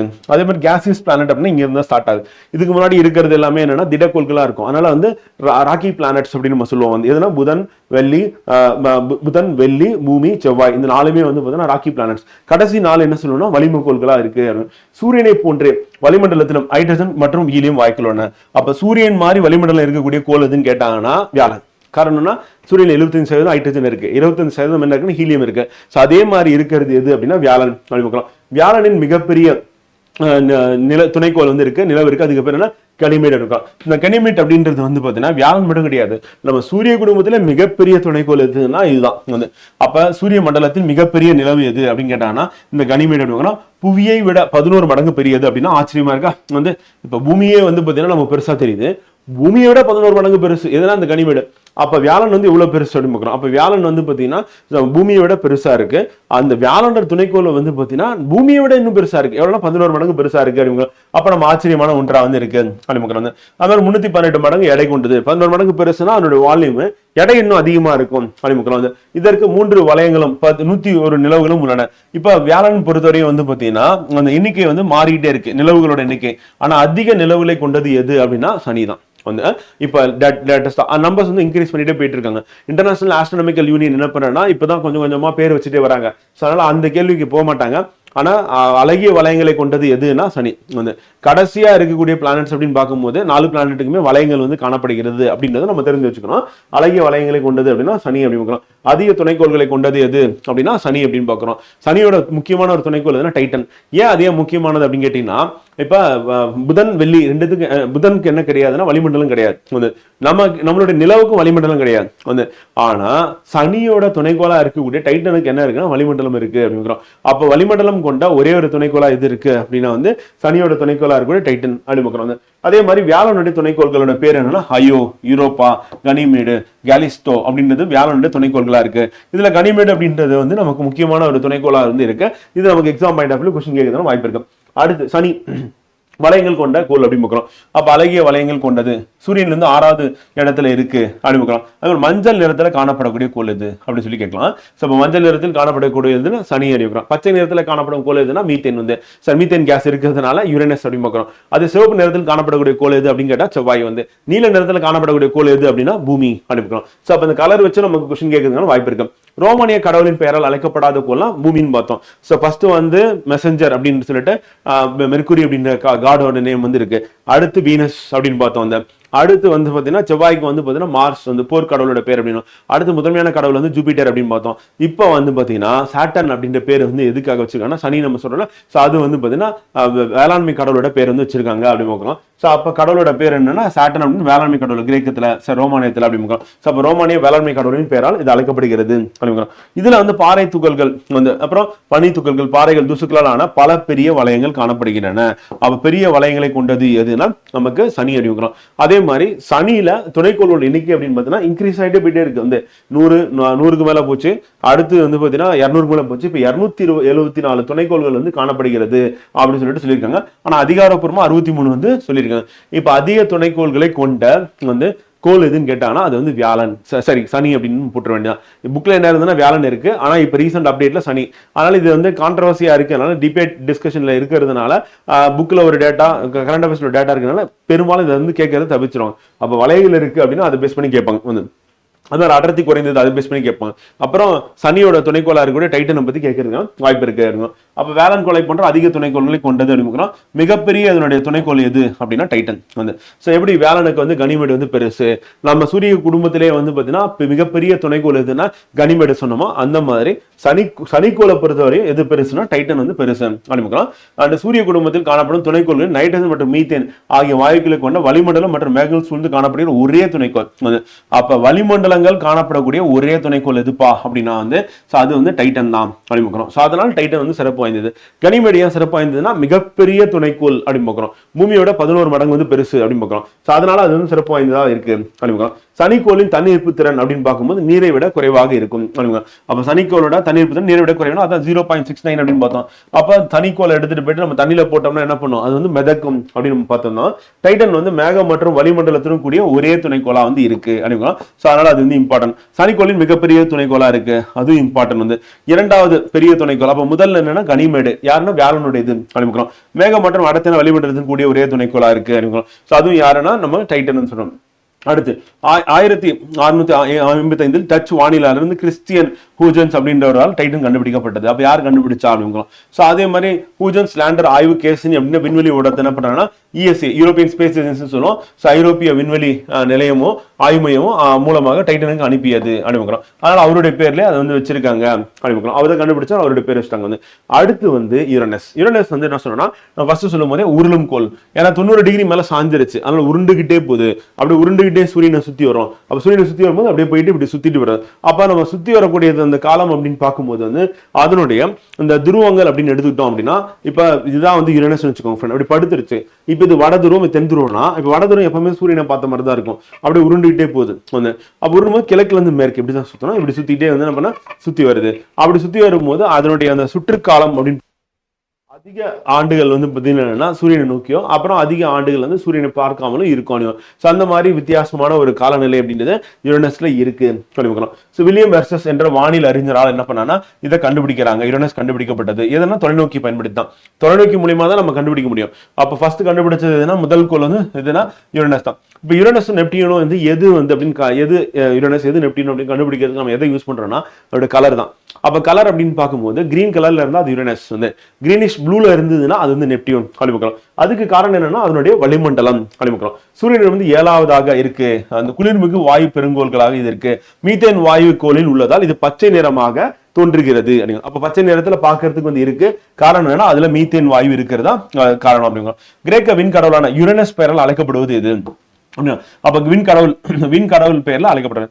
ஃபர்ஸ்ட் வந்து தூதுவர் கடவுள் வந்து மெர்க்குரி. ரெண்டாவது அன்பு மற்றும் அழகு வந்து பாத்தீங்கன்னா வெள்ளி வந்து. சோ அதான் வீனஸ் வந்து. அடுத்து நம்ம செவ்வாய்க்கு வந்துடும். பூமி கிடையாது வந்து. போர் கடவுள் வந்து மார்ஸ் வந்து செவ்வாய் அப்படின்னு பார்க்கிறோம். அடுத்து முதன்மை கடவுள் வந்து ஜூபிட்டர் அப்படின்னு பார்க்கிறோம், வியாழன் வந்து. அடுத்து வந்து வேளாண் கடவுள் வந்து சனி, சாட்டர்ன் அப்படின்னு பார்த்தோம் வந்து. அடுத்து வந்து யுரேனஸ் அப்படின்னு போது விண் கடவுளோட பெயரால் அழைக்கப்படுகிறது. அடுத்து கடல் தான் வந்து விண் கடல் அப்படின்னு பார்க்கிறோம். கடல் வந்து நெப்டியூன் அப்படின்னு பார்க்கிறோம். அடுத்து வரக்கூடிய பிளானட். வெள்ளிக்கோளை போன்ற இக்கோளம் என்னது தன் அச்சில் கடிகார சுற்றில் சுட்டுகிறது. கடிகார சுற்றில் என்ன அர்த்தம் அப்படின்னு பாத்தீங்கன்னா ஃப்ரெண்ட், இப்ப இதுதான் பூமின்னு வச்சுக்கோங்க. பூமி வந்து மேற்குல இருந்து கிழக்கா சுத்துதுன்னு சொல்றேன். அப்படின்னா அப்படி காமிக்கிற மாதிரி இப்படி பார்த்தா நான் இப்படி சுத்துச்சுன்னா அது கடிகார எது செய்யும். ஏன்னா கடிகாரம்னா 12, 1, 2, 3, 4, 5, 6, 7, 8 அப்படி 9, 10, 11, 12 இப்படி வரும். இப்படி சுத்துச்சுன்னா அது வந்து கடிகார எது செய்யும். இப்படி சுத்தினா என்ன ஆகும், கிழக்குல இருந்து மேற்கு வந்து. இப்ப நம்ம மேற்குல இருந்து கிழக்குல சுத்தும் போது அப்படியே உங்களுக்கு காமிக்கிற பாருங்க என்ன எப்படி சுத்துனா, அப்ப கடிகார எது திசையில சுத்துது அப்படின்னு. அப்ப கடிகார எது திசையில சுத்தக்கூடியது எதுனா பூமி. அப்ப கடிகார திசையில சுத்தக்கூடியது எது அப்படின்னு கேட்டீங்கன்னா ஃபர்ஸ்ட் சூரியன் பார்த்தோம், ரெண்டாவது வெள்ளி பார்த்தோம், மூணாவது இப்ப யுரேனஸ் பார்க்கணும். அப்ப கடிகார சுற்றில் சுற்றக்கூடியதான் வெள்ளிக்கோளை போன்றே அப்படின்னு பார்க்கணும். அப்ப வேற யார் கடிகார திசையில சுத்துறாங்கன்னா சூரியனும் அப்படிதான் சுத்துது. சூரியன் வந்து கிழக்குல இருந்து மேற்கு சுத்துது, அதனால அதுவும் கடிகார திசை. அச்சு மிகவும் சாய்ந்து காணப்படுவதால் தன் சுற்றுப்பாதையில் ஒரு பந்து உருண்டோடுவது போல தோன்றுகிறது. அப்ப அதோட அச்சு எப்படி இருக்குன்னா சாய்ந்து காணப்படுகிறது. அப்படியே அச்சு சாஞ்சிருச்சு. இப்ப நம்ம பூமி வந்து பாத்தீங்கன்னா இப்படி இருக்க வேண்டியது இப்படி சாஞ்சிருச்சு, 23 டிகிரி ஆயிருச்சு. இப்ப இதே வந்து பாத்தீங்கன்னா நம்ம யுரேனஸ் எடுத்துட்டோம் அப்படின்னா அப்படியே ஃபுல்லா டோட்டலா சாஞ்சிருச்சு. அப்படி சாஞ்சனால இருந்துச்சுன்னா சாஞ்சிருச்சு அப்படின்னா உருண்டுகிட்டே போற மாதிரி இருக்கும். அப்ப உருண்டோடு கொண்டு போறது எது அப்படின்னு கேட்டாங்கன்னா உருண்டுகிட்டே சூரியனை சுத்தி வரக்கூடிய கோள் எது அப்படின்னா அது வந்து யுரேனஸ் அப்படின்னு. யுரேனஸுக்கும் துணைக்கோள்கள் இருக்கு. அதோட மிகப்பெரிய துணைக்கோளோட பேர் டைட்டானியான். அப்ப நம்ம ஃபர்ஸ்ட் எங்க இருந்து ஆரம்பிக்கணும்னா நம்ம ஃபர்ஸ்ட் பூமி அப்படின்னா நிலவு, அடுத்து செவ்வாய் அப்படின்னா வந்து டிமோஸ் போப்பஸ் அப்படின்னு சொல்லிட்டு 2 துணைக்கோள்கள் இருக்கு. வியாழன் வரும்போது எக்கச்சக்கமா இருக்கு. அதுல முக்கியமானது என்ன அப்படின்னா வந்து கனிமேடு, மிகப்பெரிய துணைக்கோள் அப்படிங்கிறோம். அடுத்து சனி அப்படின்னும் போது நிறைய துணைக்கோள்கள் 267 இருக்குன்னு கண்டுபிடிச்சிருக்காங்க. பெரிய துணைக்கோள் எதுனா டைட்டன் அப்படிங்கிறோம், அதுல வளிமண்டலம் இருக்கு அப்படிங்கிறோம். இப்ப அடுத்து வந்து யுரேனஸ் வந்தீங்கன்னா அங்க டைட்டன், இங்க டைட்டானியா அப்படின்னு பாக்குறோம். அப்ப டைட்டானியா மிகப்பெரிய துணைக்கோளா இருக்கு. யாருடையது அப்படின்னா யுரேனஸ் உடையது. அது நமக்கு இம்பார்ட்டன்ட். இப்போ யுரேனஸ் என்ன ஆயிடுச்சு அப்படின்னு பாத்தீங்கன்னா ஃப்ரெண்ட் வந்து இப்படி படுத்துருச்சு. வந்து படுத்ததுனால என்ன பண்ணுது அப்படின்னா வந்து இப்படி உருண்டுகிட்டே அது என்ன பண்ணுது போயிட்டு வரப்போகுது. அப்ப உருண்டுகிட்டே சுத்தி வரும்போது என்னன்னா இது வந்து வடதுருன்னு வச்சுக்கோங்க. அப்ப வடதுரத்துல எப்பவுமே வெயில் பட்டுக்கிட்டே இருக்கும். வந்து அப்ப தென்துருவத்துல வெயில் இருக்காது. அப்ப இப்படி ரொம்ப பெரிய நீள்வட்ட பாதை தான் இருக்கு. இதுக்கு அடுத்து நெப்டியூனுக்கு இன்னும் பெருசு வந்து. அப்ப இப்படி சுத்தி வரும்போது என்ன ஆகும்னா அப்படியே சுத்தி வரும்போது 21 ஆண்டுகள் எப்படி இருக்கு அப்படின்னு வந்து பாத்தீங்கன்னா பகல் நேரம் இருக்கும். வந்து இப்ப 21 ஆண்டுகள், இப்ப எக்ஸாம்பிள் வடதுருவம் வந்து குளிர்காலத்தில் வந்து 21 ஆண்டுகள் வந்து வடதுருவமானது குளிர்காலத்துல இரவு நேரமும், அதே மாதிரி கோடையில வந்து பாத்தீங்கன்னா 21 ஆண்டுகள் வந்து பகல் நேரம் இருக்கு. அப்ப கோடை காலம் அப்படின்னா இப்ப சூரியனை பார்த்துட்டு இருந்தா கோடை காலம். அப்ப 21 வருஷம் வந்து வெயில் பட்டுக்கிட்டே இருக்கும். வந்து அப்படியே சுத்தி இந்த பக்கம் வரும்போது என்ன ஆகும்னா இப்ப குளிராயிடும் வடதுருவம். வந்து தென்துருவம் வந்து வெப்பமா இருக்கும். அப்புறம் தென்துருவம் குளிராயிடும். அப்ப பாத்தீங்கன்னா அதோட சுற்றுப்பாதையில கிட்டத்தட்ட பல ஆண்டுகள் வந்து பாத்தீங்கன்னா அது எப்படி இருக்கு அப்படின்னா வந்து குளிர்காலத்தையும் இரவு காலத்தையும் அனுபவிக்கிறது. காரணம் என்னன்னா அப்படியே அது என்ன பண்ணிருச்சு, அதனோட அச்சில வந்து படுத்துருச்சு. வந்து இப்ப அதே வந்து நமக்கு ரொம்ப ஸ்லோவா சுத்துது அப்படின்னு எடுத்து அப்படின்னா ரொம்ப மெதுவா சுத்தம். மெதுவான கிழக்குல இருக்கு. அப்படி சுத்தினால 243 நாட்கள் ஆகுது அப்படிங்கிறோம். அதனால நம்ம என்ன சொல்றோம், 121.5 நாட்கள் பகல், 121.5 நாட்கள் இரவு அப்படிங்கிறோம். அந்த மாதிரி பல நாட்கள் அப்படின்றது இரவு பகல் வந்து எடுத்துக்கிறதுக்கு வந்து வெளி ஒரு எக்ஸாம்பிள் சொல்லலாம். அதே வந்து அதனுடைய படுத்ததுனால அதனுடைய துருவ பகுதி வந்து பார்த்தீங்கன்னா பல ஆண்டுகளா வந்து பகலாவும் இருக்கும், பல ஆண்டுகளா இரவாவும் இருக்கு அப்படின்னு பார்க்கறது. அப்புறம் அந்த இலையுதிர் காலம் அப்படின்றது வந்து பாத்தீங்கன்னா வசந்த காலம், இலையுதிர் காலம் 42 வருடங்கள் வந்து இருக்கு, பகல் இரவை அனுபவிக்கிறது. ஸோ அந்த மாதிரி ஒரு சுச்சுவேஷன் வந்து பாத்தீங்கன்னா எங்க இருக்கு அப்படின்னா வந்து யுரேனஸ்ல இருக்கு அப்படின்னு பார்க்கலாம். ஸோ அது நமக்கு எக்ஸாம் பாயிண்ட் ஆஃப் வியூல நம்ம அண்டர்ஸ்டாண்ட் பண்ணிக்கணும். நமக்கு இம்பார்ட்டன்ட் அப்படின்னா அந்த டைட்டானியா, டைட்டன், கனிமேடு, டிமோஸ், போப்போஸ் அதை பேஸ் பண்ணி துணைக்கோள்கள் வச்சு கேட்கறதுக்கான வாய்ப்பு இருக்கு. அந்த கடைசியா இருக்கக்கூடிய கோள் வந்து நெப்டியூன் அப்படின்னு பார்க்கிறோம். இதை வந்து நம்ம சொல்றோம் குளிர்ந்த கோள் அப்படின்னு நம்ம சொல்றோம். அப்ப சூரிய குடும்பத்தில் 8வது மிக தொலைவில் அமைந்துள்ள கோளா வந்து இருக்கு. வந்து அப்ப 8th பிளானட் ரொம்ப தூரத்துல இருக்கு அப்படின்னு பார்க்கிறோம். பச்சை நீல நிற விண்மீன் போன்ற தோற்றத்தை கொண்டது. பச்சை நீல நிற விண்மீன் வந்து அதுக்கு மாதிரி பார்த்து பச்சை கலர்ல இருக்கும். அது பச்சை நீல நிறமா வந்து இருக்கும் அப்படின்னு பார்க்கிறோம். ரோமானிய கடவுள் வந்து கடல் கடவுளின் பெயரால் அழைக்கப்படுது. வந்து சி காட். அது வந்து நமக்கு வந்து வின்கார்டுன்னு பார்க்கணும். இது வந்து சி கார்டு. அப்போ வந்து நம்ம ஃபர்ஸ்ட் ஆரம்பிக்கும் போது வந்து நம்ம மெர்குரி அப்படின்னு பார்க்கும்போது தூதுவர் அப்படின்னு பார்க்குறோம். அது அடுத்து அது புதன். ரெண்டாவது வந்து வெள்ளி அப்படின்னும் போது அன்பு மற்றும் அழகு அப்படின்னு சொல்லிட்டு வீனஸ் அப்படின்னு பேரு. மூணாவது நமக்கு பேர் கிடையாது. நாலாவதா வந்து செவ்வாய்க்கு வந்து பார்த்தீங்கன்னா போர்க்கடவுள் மார்ஸ். அஞ்சாவதா வந்து வியாழன் அப்படின்னும் போது முதன்மை கடவுள் அப்படின்னு பார்க்குறோம், ஜூபிட்டர்னு சொல்லிட்டு. ஆறாவதா வந்து பார்த்தீங்கன்னா வேளாண் கடவுள் வந்து சனி, சாட்டன் அப்படின்னு பார்க்குறோம். வந்து ஏழாவதா வந்து யுரேனஸ் அப்படின்னும் போது வந்து நமக்கு இது அதாவது காற்று கடவுள் அப்படின்னு பார்க்குறோம். ஸோ அது வந்து விண்ட் காட் அப்படின்னு நம்ம சொல்றோம். வந்து இதெல்லாம் யுரேனஸ். வந்து அடுத்து வந்து நம்ம பார்க்கறது கடைசியா வந்து நெப்டியூன் அப்படின்னு பார்த்தீங்கன்னா யுரேனஸோட பேர் யுரேனஸ், தமிழ்லையும் யுரேனஸ் தான். அது வந்து விண்ட் காட் அப்படின்னு பார்க்குறோம், காற்று கடவுள் சொல்லிட்டு. அடுத்து 8வதா இருக்கிறது வந்து பார்த்தீங்கன்னா நெப்டியூன் அப்படின்னு பார்க்குறோம். இது வந்து கடல் கடவுள் பேரால் இருக்கணும். நெப்டியூன் தான் அதனுடைய தமிழாக்கம் அப்படின்னு பார்க்குறோம். ஸோ ஃபர்ஸ்ட் இருக்கிறது தான் புதன், வெள்ளி, அடுத்து பூமி, செவ்வாய் அப்படின்னு சொல்லி பார்க்கணும். இதுக்கெல்லாம் பேர் வந்து தமிழாக்கம் வந்து இருக்கு. கடைசி ரெண்டுக்கு வந்து யுரேனஸ், நெப்டியூன் சொல்லிட்டு நம்ம அப்படியே எடுத்து யூஸ் பண்ணிட்டோம் அப்படின்னு பார்க்கலாம். இதுல பெரிய துணைக்கோள் எதுன்னு பார்த்தீங்கன்னா சனிக்கு டைட்டன் வந்து, அதே வந்து யுரேனஸுக்கு டைட்டானியா, அதே வந்து நெப்டியூனுக்கு வந்து ட்ரைட்டன் வந்து. ஸோ அப்ப ட்ரைட்டன் என்ற துணைக்கோள் வந்து பெரிய துணைக்கோளை கொண்ட கோள் எதுன்னு கேட்டாங்கன்னா கடைசி கோளா இருக்கும் நெப்டியூன் அப்படிங்கிறோம். ஸோ டைட்டன், டைட்டானியா, ட்ரைட்டன் அப்படின்ற பேர் வந்து ஞாபகம் வச்சுக்கோங்க. ஸோ அதை நம்ம கன்ஃபியூஸ் பண்ணி விட்டுருவாங்க. இம்பார்ட்டன்ட் வந்து நெப்டியூன் சூரியன் வந்து மிகவும் தொலைவுள்ள, மிகவும் குளிர்ந்து காணப்படுகிறது. ஆனால் மிக குளிரான கோள் அப்படின்னு நம்ம எது சொல்லுவோம், யுரேனஸ் அண்ட் நெப்டியூன். அதுல யுரேனஸ் தான் மிகவும் குளிரானது அப்படின்னு பார்த்தோம். வந்து அதே மாதிரி கோள் வந்து பார்த்தீங்கன்னா நீல மற்றும் வெள்ளை நிறமானது யுரேனஸ் கோளிலிருந்து வேறுபடுத்தி கிடையாது. இதுல கூட அந்த நீல நிறம் வந்து பார்த்தீங்கன்னா வேறுபடுத்துறதுக்கு வசதியா இருக்கு. எல்லாம் ரெண்டும் ஒரே மாதிரி தான் டிஸ்டன்ஸ்ல இருக்க மாதிரி நமக்கு தெரியும். சூரிய மண்டலத்தில் கோளின் சுழற்சிக்கு எதிர் திசையில் சுற்றும் ஒரே நிலவு எதுனா டைட்டன் ஆகும். வந்து அப்ப சூரியனோட திசைக்கு எதிர் திசையில சுத்துறது. அப்ப சூரிய மண்டலத்தில் கோளின் சுழற்சிக்கு வந்து பாத்தீங்கன்னா எல்லா கோளும் வந்து சூரியனை சுத்தி வந்துட்டு இருக்கு. அதுக்கு ஆப்போசிட் டைரக்ஷன் என்ன பண்ணுதுன்னா இது வந்து யாரை சுத்தி வந்துட்டு இருக்கா அப்படின்னா வந்து கடைசி கோளா இருக்கு நெப்டியூனும் சுத்தி வந்துட்டு இருக்கு அப்படிங்கிறோம். அப்ப மற்ற கோள்கள், மற்ற துணைக்கோள்கள் எல்லாமே வந்து பாத்தீங்கன்னா ஒரே திசையில தான் சுத்துது. தன் அச்சில மாறி சுத்துறது அப்படின்றது வேற, சூரியனை சுத்தி வர்றது அப்படின்றது வேற வந்து. அப்ப சூரியனை சுத்தி வரக்கூடியது அப்படின்ற டைரக்ஷன் வந்து நம்ம கொடுக்கறது இந்த கடிகார எது திசையில சுத்தி வந்துட்டு இருக்கு அப்படின்னு வச்சுக்கோங்க ஃப்ரெண்ட். ஸோ அதுக்கு அப்படியே ஆப்போசிட் டைரக்ஷன் என்ன பண்ணுதுன்னா இது நெப்டியூனை சுத்தி வந்துட்டு இருக்கு அப்படின்னு பார்க்கலாம். ஸோ அதனால டைட்டன் அப்படின்னு வித்தியாசமானது. டைட்டன் வந்து முக்கியமானதுன்னா அதுல வளிமண்டலம் இருக்கு அப்படின்னு முக்கியம். கனிமேடு வந்து மிகப்பெரிய துணைக்கோள் அப்படின்றதுனால அது வந்து முக்கியம் அப்படின்னு. ஸோ பூமியில் 60 கிலோகிராம் எடையுள்ள ஒரு நபர் வந்து பார்த்தீங்கன்னா சூரியன்ல எவ்வளவு இருப்பாரு அப்படின்றது வந்து கொடுத்துருக்காங்க. நம்ம ஏற்கனவே பார்த்தது 50 கிலோகிராம் நம்ம போட்டு பார்த்தோம். இப்ப 60 கிலோகிராம்னா 60 × 28 போட்டோம். அப்படி போட்டீங்கன்னா 1680 கிலோகிராம் எடையை கொண்டிருப்பார் அப்படிங்களா. இதை விட நமக்கு அப்படியே கேட்கறதுன்னா வாய்ப்பு இருக்கு. காஸ்மிக் ஆண்டு அப்படின்னு என்னன்னா இப்ப நம்ம எப்படி வந்து சூரியனை சுத்தி வந்துட்டு இருக்கோம் நம்மளுடைய கோள் வந்து, அதே மாதிரி சூரியன் என்ன பண்ணுதுன்னா அந்த கேலக்சியில சுத்தி வந்துட்டு இருக்கு. அதான் வந்து காஸ்மிக் இயர் அப்படின்னு. அப்போ 1 காஸ்மிக் இயர் அப்படின்னும் போது வந்து சூரியன் வந்து நொடிக்கு, அதாவது ஒரு வினாடிக்கு 250 கிலோமீட்டர் வேகத்துல வந்து, அப்போ ஒரு மணிக்கு வந்து 9 லட்சம் கிலோமீட்டர் வேகத்துல சுத்திட்டு இருக்கு அப்படின்னு. சோ அப்படி சுத்தக்கூடியது வந்து பாத்தீங்கன்னா பால்வெளி வீதியை சுற்றி வர எடுத்துக்கொள்ளும் காலம் தான் காஸ்மிக் ஆண்டு அப்படின்னு. அப்ப நமக்கு ஒரு ஆண்டு அப்படின்னும் போது பூமி வந்து 30 கிலோமீட்டர் பெர் வினாடி அப்படின்ற வேகத்துல சூரியனை சுத்தி வந்துட்டு இருக்கோம் நம்ம. அதே வந்து சூரியன் வந்து 250 கிலோமீட்டர் வேகத்துல சுத்தி வருது. அது சுத்தி வர்றதுக்கு எடுத்துக்கொள்ளக்கூடிய ஆண்டு காலம்னா 225 மில்லியன் புவி ஆண்டுகளுக்கு சமம் வந்து. அப்ப 225 மில்லியன் புவி ஆண்டுகள் அப்படின்னும் போது நம்ம நினைச்சு பார்க்க முடியல, அவ்வளோ இயர்ஸ் வந்து எடுத்துக்கிட்டு அது சுத்தி வந்துட்டு இருக்கு அப்படின்னு.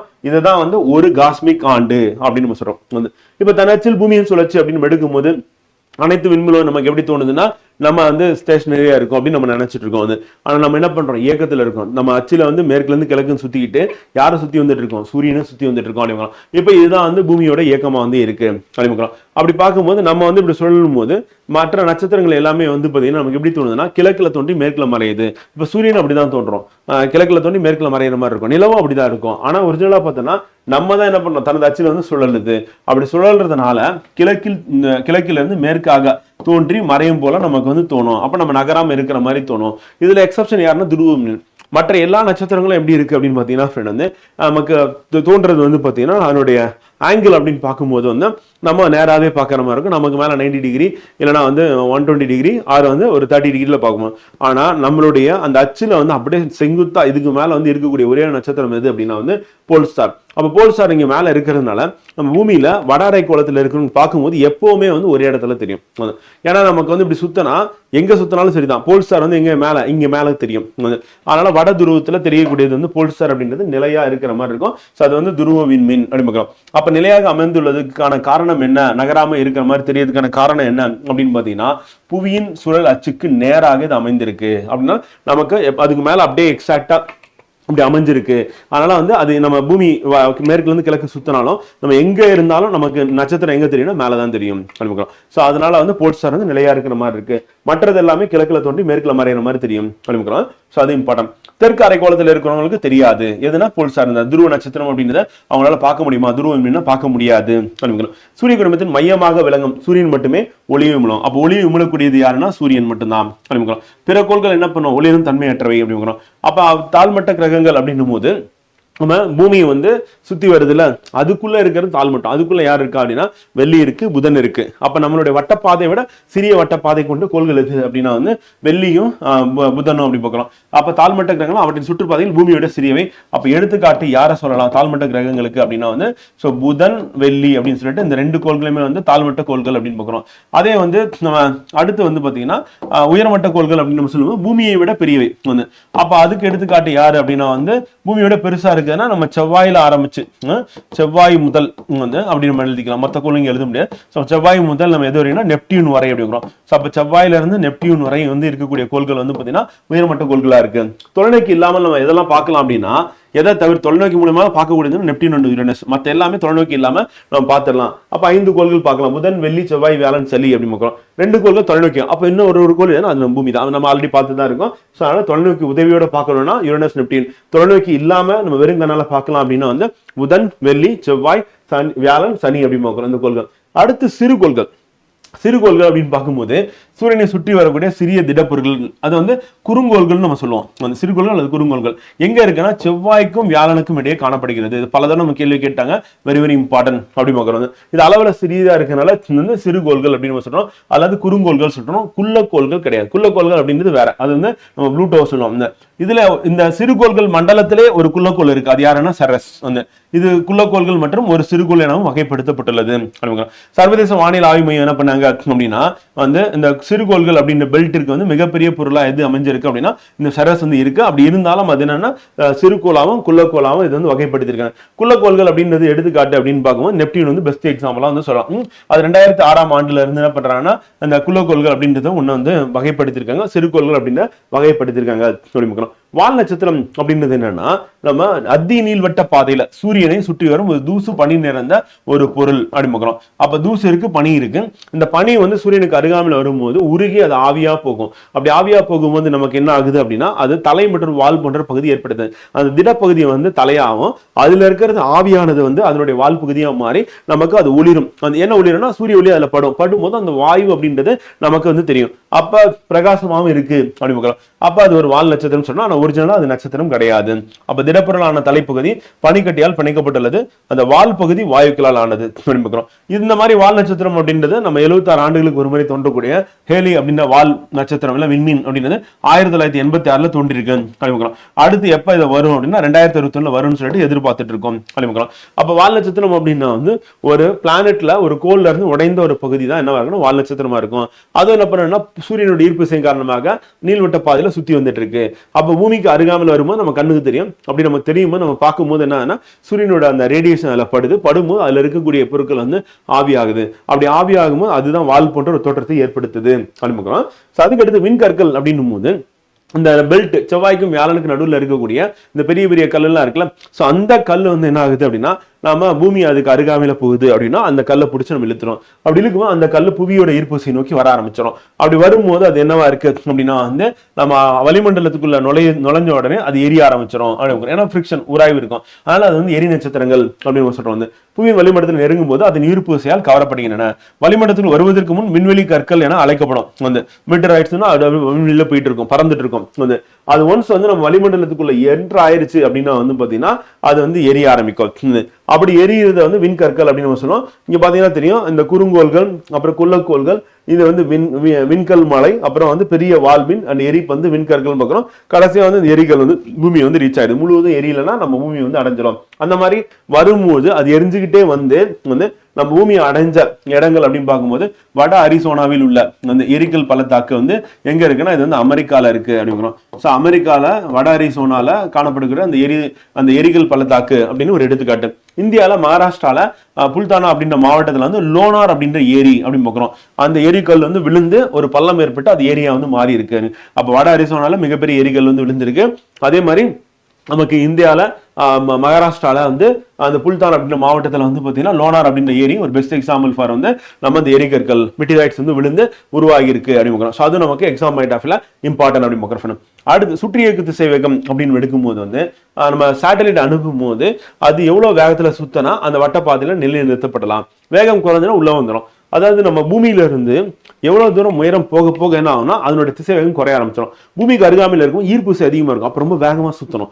பூமியில இருந்து இன்னும் கொஞ்சம் தள்ளி போச்சுன்னா கொஞ்சம் ஸ்லோவா சுத்தலாம். பூமியில இருந்து இன்னும் தள்ளி போயிட்டா இன்னும் ஸ்லோவா சுத்தலாம். அப்போ வந்து இந்த நம்ம அனுப்பக்கூடிய அந்த செயற்கைக்கோள்கள் எல்லாமே வந்து பாத்தீங்கன்னா எவ்வளவு உயரத்துல இருக்கு அப்படின்றத பொறுத்து தான் அதனுடைய சுற்றி இயக்கு திசை வேகம் அப்படின்றத நம்ம டிசைட் பண்றோம் அப்படின்னு.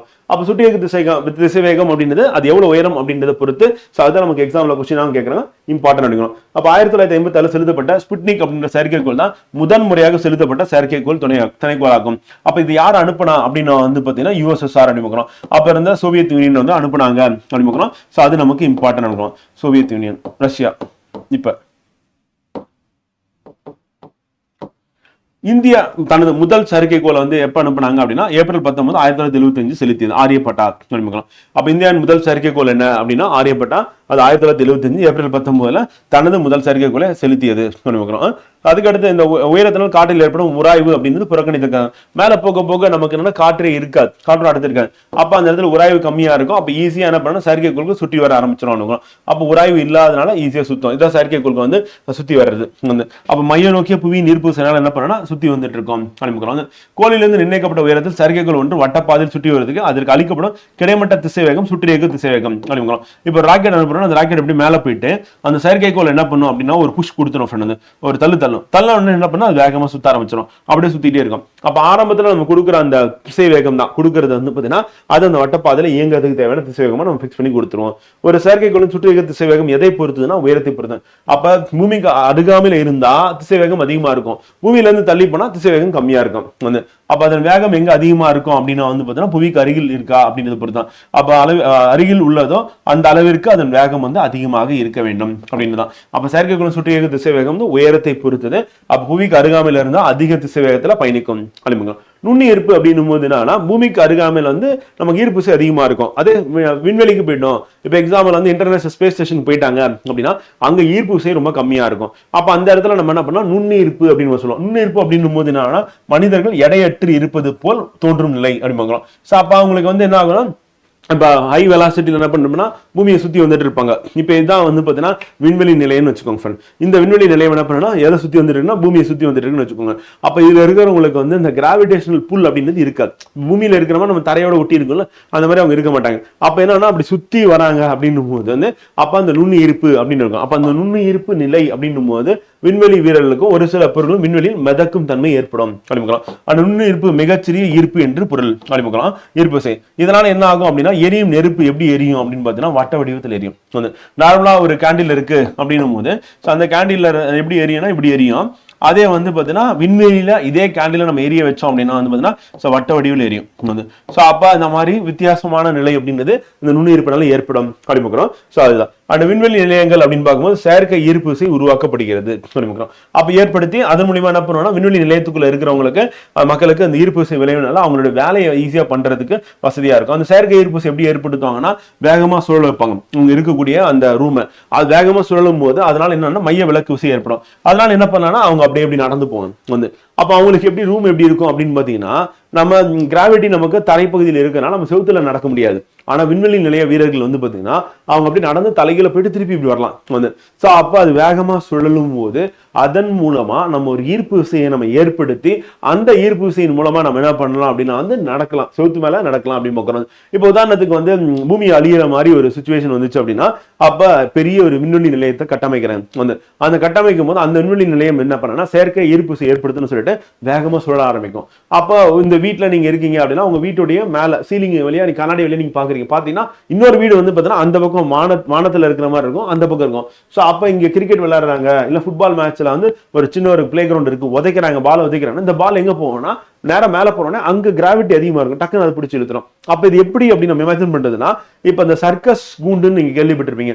சர்க்கஸ் கூண்டுல வேகமா சுத்தும் போது என்னன்னா பைக்ல ஏறி சுத்துறாங்க அப்படின்னும் போது ஓட்டும் போது வேகமா ஓட்டும் போது என்ன ஆகும்னா அவன் கீழே ஓட்டிட்டு இருக்கும் அப்படியே மையத்துக்கு வந்துடும். மையத்துல ஓட்டும் போது கீழே விட மாட்டார். அப்ப என்னன்னா அந்த வெளியே தள்ளுற விசை வந்து அவர் அப்படியே சீட்ல பிடிச்சி அழுத்தி வச்சிருக்கோம் வந்து. அப்ப அதே மாதிரிதான் நமக்கு இப்ப இவரு வேகமா சுத்துறதுனால இவர் வெளியே நோக்கி போக முயற்சி பண்றாரு. இப்ப இந்த பந்தே வேகமா சுத்தும் போது என்ன ஆகுனா ஓரத்துக்கு வந்துடும். Washing machine best example. Washing மிஷின்ல துணி எல்லாம் பாத்தீங்கன்னா அந்த உலர்த்தும் போது அந்த ட்ரையர் போடுறீங்க ஸ்பின்னர் போட்டு விட்டீங்கன்னா என்னன்னா வேகமா சுத்தும் போது அந்த துணி வந்து ஓரத்துக்கு போயிடும். அப்ப அந்த மைய விலக்கு விசை என்ன பண்ண துணியில ஓரங்களை கொண்டு போயிட்டு சென்டர்ல வந்து பாத்தீங்கன்னா துணியே இருக்காது அந்த வாஷிங் மிஷின்ல. சோ அந்த மாதிரி ஒரு நிலைமை தான் வேகமா சுத்தும் போது என்னன்னா ஈர்ப்பு விசை அப்படின்றது அந்த மைய விலக்கு விசைனால அவங்க அந்த அந்த அவங்க வந்து அந்த செவுத்துல வந்து அட்டாச் ஆயிருப்பாங்க. அப்ப அப்படி நடக்க ஆரம்பிச்சாலும் அப்படியே மேலே ஏறி நடந்து அப்படியே போயிட்டு கீழே இறங்கி வந்துடலாம். அப்போ அவங்கள பிடிச்சி இழுத்துக்கிட்டே இருக்கும். அப்போ ஒன்று இங்கே கீழே தரைப்பகுதியில் இருந்தாலும் இங்கே இருக்கும், ஏன்னா வேகமாக சுற்றலாம் அப்படியே ஈஸியாக நடந்து போயிட்டு வர முடியும். ஸோ அப்போ அந்த மாதிரி ஒரு மைய விலக்கு விசையை உருவாக்கும் மூலம் இந்த நிகழ்வு மைய விலக்கு விசை அப்படின்னு மூலியமா அவங்களுக்கு கிராவிட்டி ஈர்ப்பு விசையை ஏற்படுத்துறாங்க விண்வெளி நிலையத்தில் அனுப்புகிறோம். இந்த மையத்திலிருந்து பொருட்களை தள்ளிவிடும் ஒரு மந்தநிலை விசையாகும். மையத்திலிருந்து பொருட்களை ஓரத்துக்கு கொண்டு போயிடும். அப்போ ஒரு ஓரத்துல பொருட்கள் இருக்கும். நுண்ணுறுப்பு விசையின் ஆரோக்கிய விளைவுகளை எதிர்த்து போராட அதே மாதிரி பணிகளை எளிதாக்குறதுக்கு நமக்கு என்ன தேவைப்படுது அப்படின்னு வந்து பாத்தீங்கன்னா இந்த செயற்கை ஈர்ப்பு விசை அப்படின்றது தேவைப்படுது அப்படின்னு. இந்த செயற்கை விசை ஈர்ப்பு விசை எப்படி ஏற்படும் வேகமா சுழல் வச்சு அது மூலியமா மைய விலக்கு விசை ஏற்படுத்தி செய்வாங்க அப்படின்னு. அடுத்து கெப்லரின் விதிகள். கெப்லர் வந்து ஜோகன்ஸ் கெப்லர் வந்து பாத்தீங்கன்னா 3 விதி வந்து கொடுக்குறாரு அப்படின்னு. எது சம்பந்தமா அப்படின்னா அந்த பிளானட் சம்பந்தமா அப்படின்னு. சோ அப்ப கெப்லர் வந்து 3 விதிகள் வந்து கொடுக்குறாரு. அந்த 3 விதி என்ன அப்படின்னு நமக்கு எக்ஸாம்பிள் ஆல்ரெடி கேட்டிருக்கேன், வெரி வெரி இம்பார்ட்டன்ட். இவர் வந்து என்ன பண்ணா இந்த பிளானட்ஸ் வந்து எப்படி சுத்துது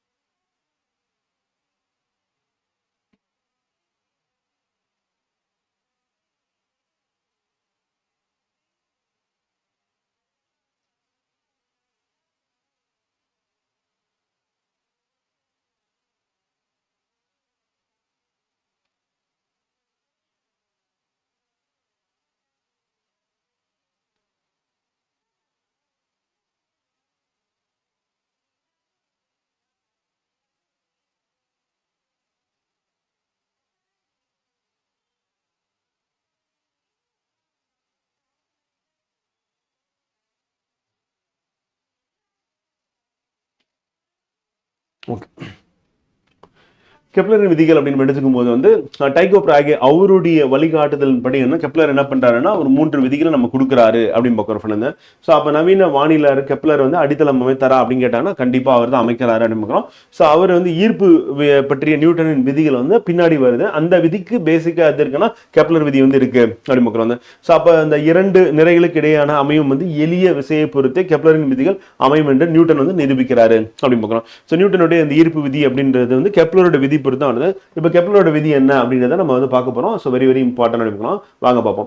ஸோ முதல் விதி என்ன சொல்றாரு அப்படின்னா நீள்வட்டங்களின் விதி அப்படிங்கிறோம். ஸோ சூரியனின் மையம் ஒரு குவியத்தில் உள்ளவாறு நீள்வட்ட பாதையில் கோள்கள் சூரியனை சுற்றி வருகிறது அப்படிங்கிறோம். ஸோ அப்போ கோள்கள் என்ன பண்ணுதுன்னா சூரியனை சுற்றி வருது நீள்வட்ட பாதையில் அப்படின்னா, அப்போ நீள்வட்ட பாதையில கோள்கள் வந்து சுற்றி வந்துட்டு இருக்கு, சூரியன் வந்து மையத்தில் இருக்கு அப்படின்னு சொல்லி சொன்னது யாரு அப்படின்னா கெப்லர் தான் சொல்றாரு அப்படின்னு பார்க்குறோம். ஸோ அதுக்கு முன்னாடி வந்து நிக்கோலஸ் கோப்பர்னிக்கஸும் அதே மாதிரி தாலமியும் சொல்லல அப்படின்னு பார்க்குறோம். அப்போ நீள்வட்ட பாதையில சுத்துது அப்படின்னு சொல்லி சொல்றதா முதல் விதி, அதுவே முடிஞ்சிருது. இப்ப பூமி இருக்குன்னா பூமி வந்து பாத்தீங்கன்னா நீள்வட்ட பாதையில யாரை சுத்தி வந்துட்டு இருக்கா, சூரியனை சுத்தி வந்துட்டு இருக்கு அப்படிங்கிறோம். அப்ப நீள்வட்ட பாதையில சுத்தி வரும்போது ஒரு பர்டிகுலர் பாயிண்ட்ல அண்மை நிலை அப்படின்றது நெருக்கமா இருக்கும், சேமி நிலை அப்படின்றது தூரமா இருக்கும் அப்படின்னு சொல்லிட்டு சொல்றாரு அப்படிங்கிறோம். இரண்டாவது விதி அப்படின்னா சம பரப்புகளின் விதி அப்படிங்கிறோம். அப்ப கோளின் மையத்தையும் சூரியனின் மையத்தையும் இணைக்கும் கற்பனை கூட சம காலங்களில் சம பரப்பளவு கிடக்கும் அப்படிங்கிறோம். அப்படியே என்ன அர்த்தம் அப்படின்னா வெரி சிம்பிள் தான் ஃப்ரெண்ட். வந்து இப்ப சூரியன் இருக்கு, இப்ப சூரியன்ல இருந்து வந்து பாத்தீங்கன்னா அது வந்து இருக்கக்கூடிய பரப்பு இது. இப்போ இந்த 2 பரப்புமே வந்து ஈக்குவல்னு வச்சுக்கோங்க ஃப்ரெண்ட். வந்து இப்போ எக்ஸாம்பிள் இது வந்து A1 எழுதுறேன், இது வந்து A2 எழுதுறேன். இந்த A1 பரப்பும் இந்த A2 பரப்பும் சமம் வந்து. அப்ப என்ன ஆகுதுன்னா இங்க இருந்து இங்க கடக்கிறதுக்கு வந்து சப்போஸ் வந்து நமக்கு 2 மாதங்கள் ஆகுது, 2 months ஆகுது அப்படின்னா இதுவும் 2 months ஆகும் வந்து. அப்ப 2 மாசம் ஆகும். ஆனா இதனுடைய நீளம் வந்து பாத்தீங்கன்னா என்னது, இங்க L1 எழுதுறேன், இது வந்து L2 எழுதுறேன். அப்ப நீளம் பார்க்கும்போது L1 வந்து பெருசாகவும் L2 வந்து L2 வந்து பெருசாகவும் L1 வந்து சிறுசா, L1 வந்து சின்னதா இருக்கு, L2 வந்து பெருசா இருக்கு. அப்ப என்ன ஆகுதுன்னா L2 வந்து பெருசா இருக்கு, நீளம் அதிகமா இருந்தாலும் ஆனா டைம் வந்து பாத்தீங்கன்னா ரெண்டுமே சமன்றோம் வந்து. இப்ப L1 கடக்கிறதுக்கு அது எடுத்துக்கிற நேரமும் வந்து அதை வந்து நம்ம வந்து T1 அப்படின்னு எடுத்துக்கிறோம். அதே மாதிரி L2 கடக்கிறதுக்கு நேரம் வந்து T2ன்னு எடுத்துக்கிறேன் வந்து. இப்ப டைம் அப்படின்னு பார்க்கும்போது T2வும் T1ம் சமமா தான் இருக்கு. அப்ப என்ன சொன்னா சம காலங்களில் சம பரப்பளவை கிடக்கும். அப்ப நமக்கு இதுல இருந்து என்ன தெரியுதுன்னா A1 A2 ரெண்டும் வந்து சமமா இருக்கு வந்து. அதே வந்து T1 டைம் வந்து ரெண்டும் வந்து சமமா இருக்கு. ஆனா லென்த் அப்படின்னு பார்க்கும்போது நீளம் அப்படின்னு பார்க்கும்போது L1ஐயும் L2ஐயும் நம்ம கம்பேர் பண்ணும்போது L2 வந்து நீளம் வந்து அதிகமா இருக்கு. அப்ப இதுல இருந்து என்ன தெரியுதுன்னா பரப்பளவு சமமா இருந்ததுன்னா எடுத்துக்கொள்ளக்கூடிய காலம் அப்படின்றது சமமா தான் இருக்கும். இவன் வந்து நீளம் வந்து அதிகமா இருந்தாலும் அப்ப இந்த இடத்துல வேகமா போகும் வந்து. அப்பதான் என்ன பண்ணணும்னா அந்த டைமுக்குள்ள கம்ப்ளீட் பண்ண முடியும். நீளம் அதிகமா இருந்தா இங்க வந்து மெதுவா போகும், நீளம் வந்து கம்மியா இருக்குன்னு சொல்லிட்டு. ஸோ இதுதான் வந்து கெப்லர்னா 2ஆம் விதி. அப்ப சம பரப்புகளின் விதி. அப்ப ஒரு கோள்கள் வந்து சுத்தி வரும்போது சூரியனுக்கு அருகாமையில் வரும்போது ஈர்ப்பு விசை அதிகமா இருக்கும், ஆனா வேகமா போகும். இப்ப நம்ம உதாரணத்துக்கு வந்து பிளானட் இருக்கு, நம்ம எர்த் இருக்கு, இந்த எர்த்துக்கு மேல ஒரு சேட்டலைட் இருக்கு. அந்த சேட்டலைட் வந்து பாத்தீங்கன்னா புவியோட ஈர்ப்பு பிடிச்சி இழுக்கிறதுனால என்ன ஆகுது அப்படின்னா வந்து அருகாமையில் இருக்கும்போது வேகமா சுத்தம் வந்து சேட்டலைட் வந்து ஹை ஸ்பீட்ல சுத்தம். அதே மேலே போக போக போக ஸ்லோவாகும். ஒரு கட்டத்தில் என்ன பூமி சுத்துற அதே வேகத்தை சுத்த ஆரம்பிக்கும். அப்போ உதாரணத்துக்கு வந்து லோ எர்த் ஆர்பிட்னு சொல்லுவோம். லோ எர்த் ஆர்பிட்னா லியோன்னு சொல்லுவோம். அந்த லோ எர்த் ஆர்பிட்ல ஒரு செயற்கைக்கோள் இருக்கு அப்படின்னா 24 மணி நேரத்தில் எத்தனை வாட்டி வந்து பார்த்தீங்கன்னா அந்த பூமியை சுற்றி வரும் அப்படின்னு சொல்லி எடுத்துட்டோம்னா ஒரு எக்ஸாம்பிளுக்கு வந்து சேட்டலைட் சுற்றி வரக்கூடியது, பூமியை சுற்றி வரக்கூடிய 24 மணி நேரத்தில் வந்து அதாவது மேலேருந்து ஆரம்பிச்சு கீழே வந்து சேர்றதுக்கு வந்து பார்த்தீங்கன்னா எவ்வளோ நேரங்கள் எடுத்துக்குது அப்படின்னா வந்து ஒரு 90 நிமிடங்கள் எடுத்துக்கும். திருப்பி இங்கேருந்து ஆரம்பிச்சு இங்கே வர 90 நிமிடம். இதே மாதிரி என்ன பண்ணோம்னா அதை சுற்றி வர்றதுக்கு வந்து பார்த்தீங்கன்னா ஒரு நாளைக்கு வந்து ஒரு கிட்டத்தட்ட ஒரு 4 வாட்டியாவது சுற்றி வந்துடும். அப்போ அந்த அளவுக்கு வேகமாக இருக்கும். அதே இப்படி கூட வச்சுக்கலாம், 4 வாட்டி சுற்றி வருது, துருவம் டு துருவம் அப்படின்னா 4 வாட்டி. இப்போ இதே வந்து இந்த சேட்டலைட் வந்து இங்கே பிளேஸ் பண்ணிட்டு ரொம்ப தூரத்தில் அப்படின்னா வந்து அது பூமி சுற்றக்கூடிய அதே வேகத்தில் தான் சுற்றி வரும் அப்படிங்கிறோம். இதுதான் வந்து பார்த்தீங்கன்னா இந்த கோள்கள் வந்து அந்த நிலையா இருக்கிறது அப்படின்னு பார்க்கணும். இப்ப கெப்லரின் விதியும் நம்ம 2வது விதியை எடுத்துக்கணும்னா சம கோளின் மையத்தையும் சூரியன் மையத்தையும் இணைக்கும் கற்பனை கூட வரையறாரு. சம காலங்களில் சம பரப்பளவை கிடக்கும். பரப்பளவு சமமா இருக்கா, அப்ப காலம் வந்து சமமா தான் இருக்கும் அப்படின்னு சொல்றாரு. அப்ப பக்கத்துல இருக்கும்போது அதிக வேகத்திலையும் தூரமா இருக்கும்போது குறைந்த வேகத்திலையும் போகும்னு சொல்றதுதான் கெப்லரோட விதி அப்படின்னு பார்க்கலாம். அடுத்து 3வது விதி அப்படின்னு எடுக்கும்போது எந்த இரு கோள்களுக்கும் சுற்றுக்காலங்களின் இருமடிகளின் விகிதம் வந்து சூரியனிலிருந்து அவற்றின் பாதி அளவு பேரச்சங்களின் மும்மடிகளின் விகிதத்துக்கு சமம். சிம்பிளா சொல்லணும்னா என்ன ஃப்ரெண்ட் வந்து என்ன சொல்றாருன்னா இப்ப எக்ஸாம்பிள் வந்து சுற்றுக்காலங்கள் அப்படின்னு பார்க்கும்போதுன்னா சுத்தி வரக்கூடிய டைம் வந்து அது டீன்னு சொல்றோம் வந்து. அதுக்கடுத்து சூரியனுக்கும் அந்த பூமிக்கும் இடையே உள்ள அந்த தூரம் இருக்குல்ல, அந்த தூரத்தை வந்து என்ன சொல்றோம் ரேடியஸ் சொல்றோம். அந்த அதான் பேரச்சுகளின் பாதி அளவுனா இப்ப அந்த பேரச்சுனா மேஜர் ஆக்சஸ் ஆக்சஸ்னா இதுதான். ஸோ அதுல பாதி அளவுனா ரேடியஸ், அதுதான் ஆரம் சொல்லுவோம். ஸோ அந்த ஆரம் இப்போ அந்த ஆருக்கும் அந்த டீக்கும் அவர் உள்ள ரிலேஷன்ஷிப் எப்படி சொல்றாரு அப்படின்னா, சுத்தி வர்றதா நீங்க ஸ்கொயர் பண்ணுங்க 2 வாட்டி சுத்தி வரக்கூடிய பீரியட் அப்படின்னா இப்போ எக்ஸாம்பிள் 365 நாள் இருக்கு. அதை வந்து என்ன சொல்றாங்கன்னா ஸ்கொயர் பண்ண சொல்றாங்க வந்து. அதே வந்து பாத்தீங்கன்னா இது டிஸ்டன்ஸ் அப்படின்னும் போது வந்து 150 மில்லியன் கிலோமீட்டர்னு சொல்றோம்ல. ஸோ அந்த டிஸ்டன்ஸ் தான் 150 மில்லியன் கிலோமீட்டர் சராசரி தூரம் வந்து. ஸோ அப்போ அதை என்ன பண்றாரு அப்படின்னா கியூப் பண்ண சொல்றாரு. இப்போ இது ரெண்டுத்தையும் நீங்க வந்து பண்ணீங்க அப்படின்னா வந்து எப்படி இருக்கும் அப்படின்னா சமமா இருக்கும்ன்றாரு. அப்போ T square proportional R cube அப்படின்னு. அப்போ சூரியனை சுற்றி வரக்கூடிய எந்த ஒரு கோள் இல்லைன்னா பூமியை எடுத்துக்கலாம். அப்போ கோள்களின் சுற்றுக்காலங்களின் இருமடிகள் அப்படிங்கிறோம். சுற்றுக்காலம்னா டி, அது இருமடிகள் வந்து. அவற்றுக்கிடையே உள்ள தொலைவு வந்து என்னது, இந்த கோளுக்கும் சூரியனுக்கு இடையே உள்ள தொலைவு இருக்குல்ல, அந்த தொலைவுக்கு மும்மடிக்கு நேர் விகிதத்துல இருக்கும் அப்படின்றதான் அவர் சொல்றாரு. அப்ப நம்ம இது மாறவே மாறாது இந்த பண்பு. அப்படின்னா என்ன பண்றோம், மாறிலி போனோம்ல. அப்ப டி ஸ்கொயர் இந்த ஆர் கியூப் அந்த பக்கம் இருக்கு, அதை அப்படியே கீழே இந்த பக்கம் எடுத்துருந்தா ஆர் கியூப் கீழே வந்துடும். ஈக்குவல் டு மாறிலி அப்படின்றது. ஸோ மாறவே மாறாது. ஸோ அதுதான் அதுக்கான ஈக்குவேஷன் அப்படிக்கலாம். இதையும் யார் கொடுக்குறா அப்படின்னா வந்து கெப்லர் தான் கொடுக்குறாரு. அப்ப கெப்லரின் 3வது ஒத்திசைவின் விதி. அப்ப முதல் விதி என்ன சொல்றாருன்னா, கோள்கள் என்ன பண்ண நீள்வட்ட பாதையில சுத்தி வருது, அவ்வளவுதான் முடிச்சுக்கிறாரு வந்து.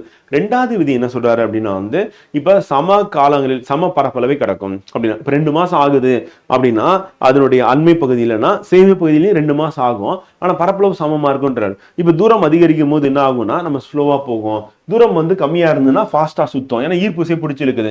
அப்ப பாத்தீங்கன்னா இங்க இருந்து இது போறதுக்கு வந்து அதிக காலம் வந்து எடுத்துக்கணும், அதே மாதிரி இங்க இருந்து இங்க வரது குறைந்த காலம் எடுத்துக்கணும். ஆனா அப்படி கிடையாது, ஏன்னா பரப்பளவு A1 A2 சமன்னு சொல்லிட்டோம்னா அப்ப ரெண்டுமே வந்து என்னது ஒரே நேரத்துக்கு ஒரே காலம் தான் எடுத்துக்குது அப்படின்னு சொல்லி சொல்றேன். அதுதான் 2வது விதி அப்படிங்கிறோம். அதனால பரப்பளவு விதி, பரப்புகளின் விதி அப்படின்னு. 3வது விதி வந்து ஒத்திசைவின் விதி. என்ன சொல்றேன்னா, சுற்றி வரக்கூடிய காலம் இருக்குல்ல, அதை வந்து ஸ்கொயர் பண்ணுப்பா அப்படின்றாரு வந்து. அதே வந்து அந்த சூரியனுக்கும் அந்த கோளுக்கும் இல்லைன்னா பூமிக்கும் இடையே உள்ள தூரம் இருக்குல்ல, அதை வந்து கியூப் பண்ணுங்க. அப்ப T square proportional R cube அப்படின்னு ஞாபகம் வச்சுக்கோங்க. அப்ப அது கீழே எடுத்துட்டு வந்து இந்த பக்கம் இருக்கிறது கீழே எடுத்து வந்து போட்டீங்கன்னா மாறிலி அப்படின்னு. ஸோ அதுதான் என்ன சொல்றாருன்னா கெப்லர் வந்து சொல்றாரு அப்படி. ஈர்ப்புத்தன்மை டாலமி அப்படின்னு போகும்போது டாலமியை பத்தி நம்ம ஏற்கனவே வந்து பார்த்தாச்சு வந்து. ஸோ இப்போ டாலமி என்ன பண்றாரு அப்படின்னா வந்து புவி மைய கொள்கையை வந்து சொல்றாரு அப்படின்னு பக்கம் வந்து. ஸோ அப்போ அவர் சொல்லக்கூடிய அந்த புவி மைய கொள்கை அப்படின்னு எடுக்கும்போது வந்து பார்த்தீங்கன்னா அவர் சொல்லக்கூடிய அந்த பாயிண்ட்ல வந்து என்னன்னா, இப்போ கோள்கள் வந்து பார்த்தீங்கன்னா பூமி வந்து சென்டர்ல இருக்கு, மற்ற அனைத்து கோளும் சுத்தி வந்துட்டு இருக்கு அப்படின்றதான் வந்து தலைமை வந்து சொல்றாரு அப்படின்னு பார்த்தோம். அப்போ சிக்கலான ஒரு பாதையை ஃபாலோ பண்ணு சொல்லிட்டு. அதே வந்து கோப்பர்னிக்கஸ் வந்து என்ன சொல்றாரு அப்படின்னா, இல்லப்பா சூரியன் தான் மையத்துல இருக்கு, அனைத்து கோள்களும் சூரியனை தான் சுத்தி வந்துட்டு இருக்கு அப்படின்றத வந்து கோப்பர்னிக்கஸ் வந்து சொல்றாரு. ஆரியப்பட்டா வந்து என்ன சொல்றாரு அப்படின்னா கிபி 5ஆம் நூற்றாண்டுல வர.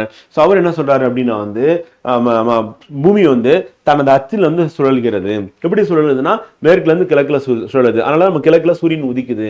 ஃபர்ஸ்ட் கங்கையோட கிழக்கு பகுதியில சூரியன் உதிக்குது அப்படின்னு சொல்லிட்டு யாரு சொல்றா அப்படின்னா வந்து ஆரியப்பட்டா வந்து சொல்றாரு. அப்ப ஆரியப்பட்டா வந்து புவி தன் அச்சில் சுழல்கிறது அப்படின்னு சொல்லி சொன்னது யாருன்னா ஆரியப்பட்டான்னு சொல்றாரு வந்து. அப்ப கோப்பர்னிக்கஸ் வந்து என்ன சொல்றாரு அப்படின்னா வந்து பாத்தீங்கன்னா சூரியனை மையமாக கொண்டு இந்த வெவ்வேறு ஆரங்கள் கொண்ட வட்டப்பாதையில் சுற்றி வருது. யாருன்னா கோள்கள் வந்து சுத்தி வருது அப்படின்னு சொல்லி சொல்றாரு.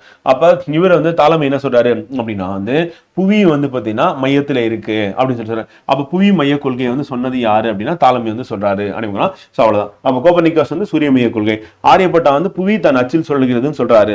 டைகோ பிராகே அப்படின்றவர் என்ன பண்றாருன்னா துல்லியமான இயக்கம், அதாவது கோள்கள் வந்து பாத்தீங்கன்னா சூரியன் அவருடைய இயக்கத்தை துல்லியமாக கணக்கிடுறாரு. இவர் வந்து யாருக்கு முன்னாடி வராருன்னா கெப்லருக்கு முன்னாடி வராரு அப்படின்னு பார்க்கிறோம். அவ்வளவு முடிஞ்சிச்சு. இப்ப அடுத்து நம்ம பார்க்க போறது என்னன்னா சயின்ஸ் டெக்னாலஜி ஓரியன்டா பார்க்க போறோம். என்ன அப்படின்னா பன்னாட்டு விண்வெளி மையம் அப்படின்றது இருக்குன்னு உங்களுக்கு தெரியும். ஸோ அந்த பன்னாட்டு விண்வெளி மையம் அப்படின்றது வந்து நம்ம இன்டர்நேஷனல் ஸ்பேஸ் ஸ்டேஷன் அப்படின்னு சொல்றோம், ISS அப்படின்னு சொல்லி சொல்லுவோம். இப்போ அதை பத்தி தான் நம்ம அடுத்து என்னன்னு பார்க்க போறோம். இதை ஃபர்ஸ்ட் எப்போ அனுப்புனாங்க அப்படின்னா 1998 அனுப்புனாங்க. இதை கட்டி முடிச்சது எப்படின்னா 2001 கட்டி முடிக்கிறாங்க. எவ்வளவு உயரத்துல இருக்குன்னா தோராயமா ஒரு 400 கிலோமீட்டர் உயரத்துல தாழ்வட்ட பாதையில இருக்கு அப்படிங்கிறோம். இது எதுக்கு பயன்படுத்துறாங்க அப்படின்னா வீரர்கள் தங்குவதற்கும், அதுக்கப்புறம் அறிவியல் ஆய்வகமாக செயல்படுகிறது, அப்ப ஆராய்ச்சி பண்றதுக்கு யூஸ் பண்றாங்க அப்படிங்கிறோம். ஸோ இதுதான் வந்து பன்னாட்டு விண்வெளி மையமா வந்து இருக்கு அப்படிங்கிறோம். இதுல நம்ம நோட் பண்ண வேண்டிய பாயிண்ட்ஸ் அப்படின்னா அந்த 400 கிலோமீட்டர் உயரத்துல இருக்கு, அந்த தாழ்வட்ட பாதை அதாவது லோ எர்த் ஆர்பிட் லியோல இருக்கு அப்படின்னு நம்ம சொல்றோம். அடுத்த பன்னாட்டு விண்வெளி மையத்தின் பயன்கள் இதுவரை என்ன கண்டுபிடிச்சிருக்காங்க, நீர் சுத்திகரிக்கும் முறைகள் வந்து, ஏன்னா அங்க வந்து வாட்டர் அப்படின்றது எல்லா ரிசோர்ஸும் கம்மியா இருக்கும். ஸோ அப்ப நீர் சுத்திகரிப்பு முறை வந்து பாத்தீங்கன்னா அங்க இருக்கிற விண்வெளி வீரர்களுக்கு வந்து அவசியம் அப்படின்னா அதை வந்து கண்டுபிடிச்சிருக்காங்க. அப்புறம் கண்ணை தொடரும் தொழில்நுட்பம் வந்து, ஏன்னா அங்க கிராவிட்டிங் கம்மி, ஒரு பொருள் எடுக்கிறது வைக்கிறது எல்லாமே கஷ்டம். அதனால வந்து இப்ப சிஸ்டம்ல ஒர்க் பண்றாங்க அப்படின்னும் போது இவங்க கண்ணில் வந்து எதை பாக்குறாங்களோ அது வந்து ஓப்பன் ஆகும். அப்ப ஐ வந்து சென்ஸ் பண்ணிட்டு ஐயோட அந்த மூவ்மெண்ட்டை சென்ஸ் பண்ணி வந்து பாத்தீங்கன்னா நீங்க ஒரு ஃபைல் ஓப்பன் பண்றீங்க, ஒரு ஃபைலை க்ளோஸ் பண்றீங்க அப்படின்னு சொல்லிட்டு ஆப் ஓப்பன் பண்றீங்க, ஆப்ல வந்து நீங்க இன்புட் கொடுக்குறீங்கன்னா எல்லாமே வந்து கண் மூலியமா. அப்ப இது வந்து எதுக்கு யூஸ் ஆகுதுன்னா லேசர் அறுவை சிகிச்சை செய்யறதுக்கு பின்னால நமக்கு யூஸ் ஆகுது. அதே மாதிரி இயக்க குறைபாடு உள்ள நபரால் வந்து கணினியை வந்து பயன்படுத்தணும். அப்போ அவரால் கையை வந்து யூஸ் பண்ண முடியாது அப்படின்னா அவர் கண்ணாலே அவர் பார்க்கும்போது அந்த லேப்டாப்ல வந்து ஒர்க் நடக்குது அப்படின்றது தான் அந்த பயன்பாட்டுக்கு பயன்படுத்தலாம். அப்புறம் ரோபோட்ஸ் வந்து தானியங்கி ரோபோட்ஸ் வந்து இப்போ விண்வெளியில பழுது ஆயிடுச்சு நிலையம் அப்படின்னா அங்கே போயிட்டு ரோபோட்ஸ் வந்து துல்லியமா வேலை பார்க்கறதுக்காக ரோபோட்டிக் ஆர்ம்ஸ் வந்து நம்ம யூஸ் பண்ணுவோம். அப்போ தானியங்கி வந்து ரோபோட்டோடைய கைகள் வந்து பயன்படுத்தணும். அதை வந்து இப்போ என்ன பண்றோம்னா அறுவை சிகிச்சையில மூளையில இருக்கக்கூடிய கட்டி, ஏன்னா அந்த இடத்துல ரொம்ப கேர்ஃபுல்லா அந்த கட்டியை மட்டும் தான் ரிமூவ் பண்ணணும். எக்ஸ்ட்ராவா நம்ம மூளையில எந்த டேமேஜும் ஏற்படுத்திடக்கூடாது. இப்போ டிஷ்யூ வந்து ஒரு எடுக்க போறோம் ஒரு உறுப்புல இருந்து அப்படின்னா ரொம்ப கேர்ஃபுல்லா துல்லியமா எடுக்கணும் அப்படின்னு பார்க்குறோம். ஸோ அதுக்கு வந்து நம்ம என்ன பண்றோம் அப்படின்னா அந்த அறுவை சிகிச்சை தானியங்கி கைகள் அந்த ரோபோட்டிக் சிகிச்சைகளுக்கு வந்து இதை வந்து நம்ம பயன்படுத்திட்டு இருக்கோம். அடுத்து வந்து பன்னாட்டு விண்வெளி மையம் அப்படின்றது வந்து ஏதோ ஒரு நாடு அனுப்புனது கிடையாது, 16 நாடுகளுடைய கூட்டு முயற்சி. அதுல எந்தெந்த விண்வெளி நிலையங்கள் வந்து பங்கேற்றது அப்படின்றது நம்ம பார்க்கணும். Very very important. ஒன்று வந்து நாசா வந்து விண்வெளி நிலையம் வந்து ராஸ்கோமஸ் அப்படின்னு பார்க்கணும், ரஷ்யாவுடையது. யூரோப்பியன் ஸ்பேஸ் ஏஜென்சி ஐரோப்பாவுடையது. ஜாக்சா வந்து ஜப்பானுடையது. சிஎஸ்ஏ கனடியன் ஸ்பேஸ் ஏஜென்சி வந்து கனடாவுடையது. அப்ப இதுல சைனா கிடையாது, இந்தியா கிடையாது, நல்ல ஞாபகம் வச்சுக்கோம். அப்ப அமெரிக்கா, ஜப்பான், ரஷ்யா, ஐரோப்பா, கனடா வந்து இந்த நாடுகள்லாம் ஒன்றிணைந்து, இது மட்டும் இல்லாம ஒரு இந்த நாடுகள் அப்படின்னு பார்க்கும்போது நாசா 1, ரஷ்யா 2, ஐரோப்பா மொத்தமாவே வந்து, அப்புறம் ஜாக்சா ஜப்பான், அப்புறம் வந்து சிஎஸ்ஏ கனடா, அப்புறம் இதுல இருக்க ஐரோப்பிய நாடுகள் வந்து எந்தெந்த நாடெல்லாம் பங்கெடுத்தது அப்படின்னு சொல்லிட்டு மொத்தமா கொடுத்துருக்காங்க. அப்ப விண்வெளி நிலையங்கள் வந்து 5 நாடுகள் அப்படின்னு பார்த்தீங்கன்னா ஒரு 16 நாடுகள் ஒன்னா சேர்ந்து தான் இதை வந்து கன்ஸ்ட்ரக்ஷன் பண்ணியிருக்காங்க அப்படி பார்க்கலாம். அதுக்கு அடுத்து அப்போலோ 5 அப்படின்றது வந்து நாசா அனுப்புன, அதாவது நிலவுக்கு அனுப்புன வந்து பார்த்தீங்கன்னா ஒரு ஸ்பேஸ் ப்ரோப் அப்படின்னு பார்க்குறோம், விண்வெளி திட்டம் அப்படி பார்க்குறோம். இது வந்து ஃபர்ஸ்ட் 1968 அனுப்புறாங்க. ஸோ அது வந்து ஆளில்லா பூமியின் சுற்றுப்பாதை சோதனை விமானமா அப்போலோ 5 வந்து அனுப்புறாங்க. அப்போலோ 11 அப்படின்றது என்ன பண்றாங்க அப்படின்னா சந்திரன்ல வெற்றிகரமா தரையிறக்கும் முதல் மனித பணியாகும் அப்படிங்கிறோம். அப்ப மனிதர்கள் வந்து பாத்தீங்கன்னா லேண்ட் ஆனது அப்படின்றது எங்கன்னா மனிதர்கள் வந்து நிலவுல தரையிறங்கினது எது அப்படின்னா அப்போலோ நமக்கு 11 அப்படின்னு பார்க்கிறோம். ஸோ அது நமக்கு இம்பார்ட்டன்ட் வந்து எக்ஸாம்ல கேட்கும்போது கண்டிப்பா ஞாபகம். அப்போலோ 5 வந்து ஃபர்ஸ்ட் ட்ரை பண்ணாங்க அந்த நம்ம இதில் போறதுக்கு, ஸ்பேஸுக்கு போறதுக்கு வந்து. அதுக்கு அடுத்து அப்போலோ 8 அப்படின்றதும் ஒரு முயற்சி எடுத்திருக்காங்க. அந்த முயற்சி அப்படின்னா மனிதன் நிலவுக்கு அனுப்பிய திட்டமாகும் முதல்ல. ஆனா தரையிறங்கல வந்து, இந்த இடத்துல தரையிறங்கிடுவாங்க வந்து. அப்ப தரையிறக்கும் முதல் பணி எதுன்னா அப்போலோ 11 தான் அப்படி பார்க்கிறோம். அப்போலோ 10 அப்படின்றது வந்து பாத்தீங்கன்னா தரையிறங்க சோதனை வந்து நடத்திருக்காங்க. அப்ப அதுக்கு முன்னாடி நடந்த மிஷன் அதெல்லாம் இருக்கு. அப்போலோ 11 வந்து நமக்கு வந்து இம்பார்ட்டன்ட் அப்படி பார்க்கிறோம். அடுத்து சூப்பர் நிலா அப்படின்னு நம்ம எதை சொல்றோம் அப்படின்னா வந்து நம்ம ஒரு நீள்வட்ட பாதையில தான் என்ன பண்ணுன்னா பூமியை வந்து யார் சுத்தி வந்துட்டு இருக்காங்க, நிலவு சுத்தி வந்துட்டு இருக்கு. அப்ப நிலவு என்ன பண்ணா நீள்வட்ட பாதையில சுத்தி வருது. அப்படி சுத்தி வரும் பொழுது வந்து நிலவு வந்து பாத்தீங்கன்னா நிலவுடைய அந்த நம்ம பௌர்ணமின்னு சொல்லுவோம் இல்லையா, அந்த ஃபுல் மூன் சொல்லிட்டு அந்த ஃபுல் மூன் அந்த டேவும் அதே மாதிரி பூமிக்கு மிக அருகாமையில் வரும்போது பெருசா தெரியும். அதான் சூப்பர் மூன் அப்படின்னு பார்க்கிறோம். ஸோ அப்ப சூப்பர் மூன் சூப்பர் நிலா அப்படின்றது வந்து சந்திரன் வந்து பூமிக்கு மிக அருகில் வரும் நாள், அது முழு நிலவு நாளா இருக்கணும். அப்ப பூமிக்கு அருகிலையும் வரணும், முழு நிலவு நாளாவும் இருக்கணும். அப்படி ரெண்டுமே இருந்ததுன்னா அதுதான் நம்ம என்ன சொல்றோம் சூப்பர் நிலா அப்படின்னா சூப்பர் மூன் அப்படின்னு நம்ம சொல்லுவோம். அதே சந்திர கிரகணம் அப்படின்னு நம்ம சொல்லும் போது என்ன ஆகும்னா எப்ப இது வந்து நடக்கும் அப்படின்னு பாத்தீங்கன்னா அதாவது சூரியன் வந்து இப்ப சூரியன் வந்து இருக்கு அப்படின்னு வச்சுக்கோங்க, பூமி வந்து நடுவில் வரணும் வந்து. ஸோ அப்போ பூமி அப்படின்றது நடுவில் வரணும், இங்க வந்து நிலவு இருக்கணும் வந்து. அப்ப நிலவுக்கும் சூரியனுக்கும் இடையில அப்ப சூரியனோட ஒளி வந்து என்ன ஆகும்னா பூமியில படும். அப்ப பூமியோட நிழல் வந்து நிலவு மேல விடும் வந்து. அப்ப இங்க வந்து ஒளி வந்து படுது. இது வந்து பாத்தீங்கன்னா நம்மளுடைய நிழல் அப்படின்றது வந்து எது மேல விழுதுன்னா நிலவு மேல விழுது. அப்படி விழும் பொழுதுன்னா நிலவு மறைஞ்சு வெளியே வரும். அப்படி வரும்பொழுது நமக்கு என்ன ஆகுதுன்னா சந்திர கிரகணம் ஏற்படுது. அப்ப பூமி சூரியனுக்கும் சந்திரனுக்கும் இடையில் வந்து செல்லும் போது சந்திரனின் நிழல் சந்திரன் நிழல் விழுகிறது. யாரோட நிழல் விழுகிறது அப்படின்னா பூமியோட நிழல். சந்திரனில் புவியின் நிழல் விழுகிறது அப்படிங்கிறோம். அப்ப புவியின் நிழல் விழுகிறது தான் நம்ம என்ன சொல்லணும் சந்திர கிரகணம் அப்படிங்கிறோம். சிவப்பு நிலவு அப்படின்னு நம்ம சொல்லும் போது வந்து எதை சொல்றோம் அப்படின்னா வந்து நம்ம முழு சந்திர கிரகணம் போது இங்கேயும் வந்து முழு சந்திர கிரகணம் நடக்கணும் வந்து. அப்ப முழு சந்திர கிரகணம் இதுதான். இந்த நிகழ்வின் போது என்ன ஆகுதுன்னா நம்ம பூமியின் வளிமண்டலத்தில் வந்து சூரிய ஒளி ஊடுருவுது வந்து. அப்ப முழு சந்திர கிரகணம் இந்த நிலைமை. அப்ப வந்து பூமியோட வளிமண்டலத்துல என்ன ஆகுதுன்னு பூமியோட சுத்தி இருக்கு. இதுல வந்து சூரியனோட அந்த கதிர்கள் ஊடுருவும் போது நமக்கு என்ன ஆகுதுன்னா நிலவு சிவப்பு நேரத்துல தெரியும். அப்ப நடக்கக்கூடிய காலம் வந்து முழு சந்திர கிரகணமா தான் இருக்கும். அதே மாதிரி சூரிய ஒளி நம்மளுடைய வளிமண்டலத்தில் ஊடுருவதால் இது வந்து ஏற்படுகிறது. நீல நிலவு அப்படின்னும் போது என்னன்னா, ஒரே மாதத்துல 2 பௌர்ணமி வந்தா நீல நிலவு, 2வது பௌர்ணமி வந்து அப்ப 2வது முழு நிலவு ஏற்படுகிறது. செகண்ட் பௌர்ணமி அப்படின்னும் போது செகண்ட் ஃபுல் மூன் டே அப்படின்னா வந்து அது வந்து நீல நிலவு, ப்ளூ மூன் அப்படின்னு அழைக்கப்படுகிறது அப்படிங்கும். இதெல்லாம் நமக்கு ஆல்ரெடி ஸ்டாட்டிக்காவே நம்ம கொஸ்டின் வந்து கேட்டக்கூடிய ஏரியா வந்து. சந்திராயன் 1 அப்படின்னு பார்க்கும்போது 2008 நம்ம வந்து அனுப்பணும். அது வந்து அக்டோபர் மாதம் நம்ம வந்து சந்திராயன் 1 வந்து ஸ்ரீஹரிகோட்டால இருந்து நம்ம சதீஷ் தவான் ஸ்பேஸ் சென்டர் அங்கிருந்து PSLV ராக்கெட் மூலமா நம்ம விண்ணுக்கு அனுப்பணும். அந்த இயர் வந்து 2008 அப்படிங்கிறது இம்பார்ட்டன்ட் வந்து. அது எப்போ போய் ரீச் ஆச்சு அப்படின்னா நம்ம அக்டோபர் மாதம் அனுப்பணும். நவம்பர் மாதம் 8ஆம் தேதி வந்து சுற்றுவட்ட பாதை நிலைநிறுத்தப்பட்டது அப்படிங்கிறோம். சந்திரன்ல 100 கிலோமீட்டர் தொலைவில் இருந்து என்ன பண்ணா சந்திராயன் 1 வந்து ஆய்வு பண்ணி அதுல ரசாயனம் என்ன, கனிமம் என்ன, அதனுடைய இதெல்லாமே வந்து புவிக்கு வந்து பாத்தீங்கன்னா விவரங்களை வந்து அனுப்பிச்சு அனுப்புகிறோம். அப்ப ரசாயனம் கனிமம் அப்படின்றது வந்து பாத்தீங்கன்னா அப்புறம் புவியோட அமைப்பு அங்கிருந்து புவிய போட்டோ எடுத்ததுன்னு சொல்லிட்டு இதெல்லாம் அனுப்பிச்சிடணும். சந்திராயன் நோக்கங்கள் வந்து தண்ணி இருக்கா, நீர் இருக்கா வந்து, அப்புறம் தனிமங்களை கண்டுபிடிக்கிறது, அப்புறம் ஹீலியம் 3 இருக்கா வந்து, அப்புறம் முப்பரிமாண வரைபடம் அப்படின்றத சந்திரனோட வரைபடத்தை வந்து எடுக்கிறது, அப்புறம் சூரிய குடும்பம் எப்படி பரிணாம வளர்ச்சி அடைந்தது, இதெல்லாம் வந்து நோக்கமா கொண்டு தான் என்ன பண்ணோம் சந்திராயன் வந்து நம்ம அனுப்பணும் 2008 அப்படிங்கிறோம்.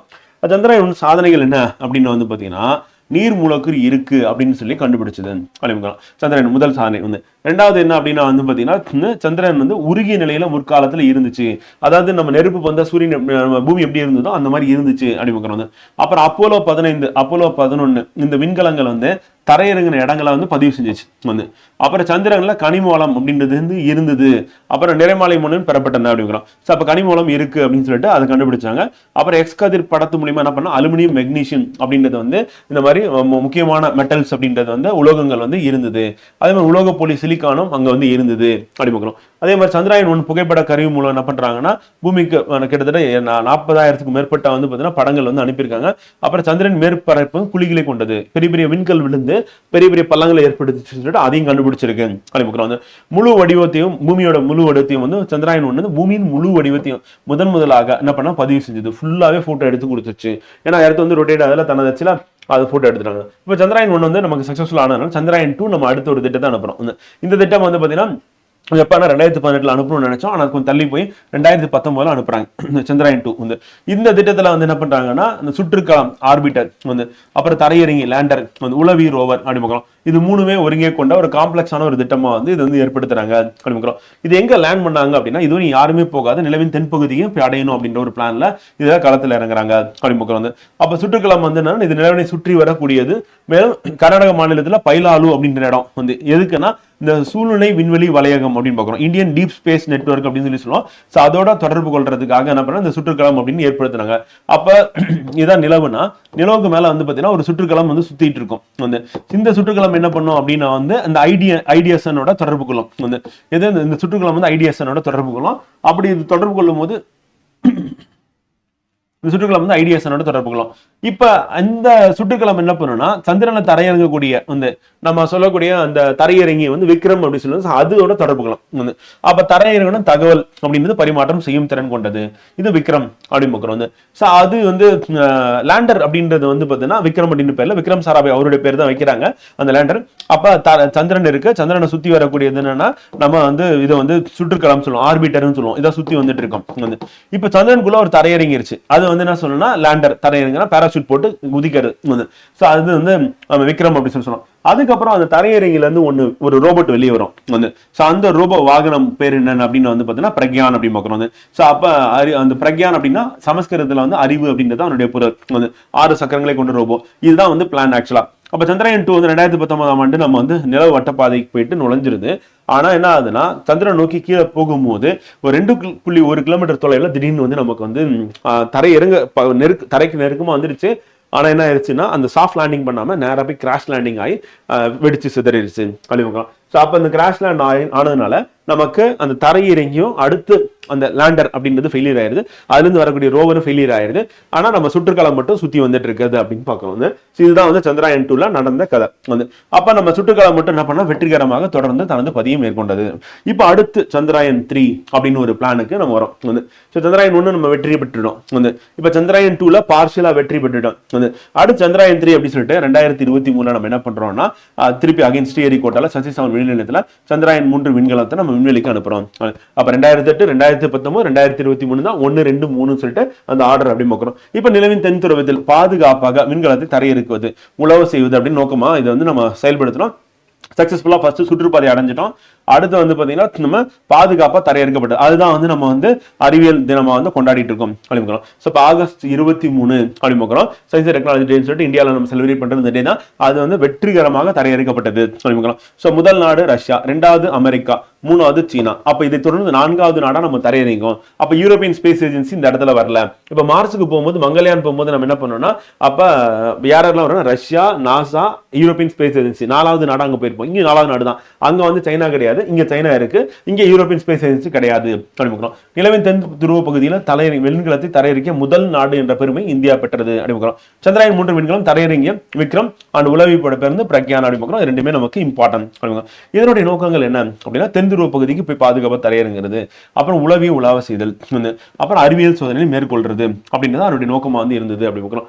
அடுத்து நிலவின் ஆழத்தில் உள்ள வெப்பநிலையை, நிலவில் ஏற்படும் நிலநடுக்கங்கள், அதிர்வுகள், இது எல்லாமே வந்து இது வந்து பதிவு செஞ்சது அப்படிங்கிறோம். அப்புறம் அதுல என்ன தாது பொருட்கள் இருக்கு வந்து, அப்புறம் அலுமினியம், இரும்பு, கால்சியம், சல்பர் சொல்லிட்டு, ஆக்சிஜன் சொல்லிட்டு இதெல்லாமே இருக்கிறது எல்லாமே கண்டுபிடிச்சு சொல்லிச்சு அப்படிங்கிறோம். இதுதான் வந்து சந்திராயன் 2 வெற்றிகரமாக முடிஞ்சது அப்படிங்கிறோம். அடுத்து ககன்யான் விண்வெளிக்கு வீரர்கள் அனுப்பணும். எத்தனை பேர் அனுப்ப போறாங்க? 3 பேர் அனுப்ப போறாங்க அப்படிங்கிறோம். 400 கிலோமீட்டர் உயரம் உள்ள தாழ்வான புவி வட்ட பாதைக்கு, லோயர் தார்பிட் லியோன்னு சொல்லலாம். அங்க போயிட்டு 3 நாள் தங்கி இருந்துட்டு திருப்பி பூமிக்கு வந்துடுறது அப்படிங்கிறோம். இதுதான் வந்து இந்த திட்டத்தின் முக்கிய நோக்கமாக இருக்கு. இதன் மூலமா விண்வெளிக்கு மனிதன் அனுப்ப 4வது நாடா வந்து இந்தியா வந்து இருக்க போது பெருமை பெறுகிறது. விண்வெளி பயண வீரர்கள் வந்து பொதுவான அவங்களுக்கு ட்ரைனிங் எங்க கொடுக்குறாங்கன்னா, ரஷ்யாவில் உள்ள யூரி காக்ரின் அண்டவெளி பயணி பயிற்சி அப்படின்னு கொடுக்குறாங்க அப்படிங்கிறோம். ககன்யான் திட்டத்திற்கு வந்து பாத்தீங்கன்னா நம்ம மனித விண்வெளி விமான மையம் அப்படின்றது HFFC அப்படின்றது எங்க ஏற்படுத்திருக்காங்கன்னா, பெங்களூர்ல ஏற்படுத்திருக்காங்க. ஸோ அந்த பயணிக்கான பயிற்சி வந்து ரஷ்யாவில் கொடுத்துட்டு எங்க இந்தியாவில் வந்து பார்த்தீங்கன்னா பெங்களூர்ல இதுக்கான விண்வெளி விமான மையம் அப்படின்றது ஏற்படுத்திருக்காங்க அப்படிங்கிறோம். அடுத்து NVS வந்து ரீசெண்டா நமக்கு அனுப்பின முக்கியமான ஒரு செயற்கைக்கோள் அப்படிங்கிறோம். ஏன் அது ஏன் முக்கியமானது அப்படின்னா வந்து, நம்ம நவிக் அப்படின்னு நம்ம சொல்லுவோம். ஸோ அந்த வரிசையில வந்து பார்த்தீங்கன்னா இதை வந்து அனுப்பியிருக்காங்க அப்படிங்கிறோம். ஸோ அதனால இது வந்து ரொம்ப முக்கியமானது.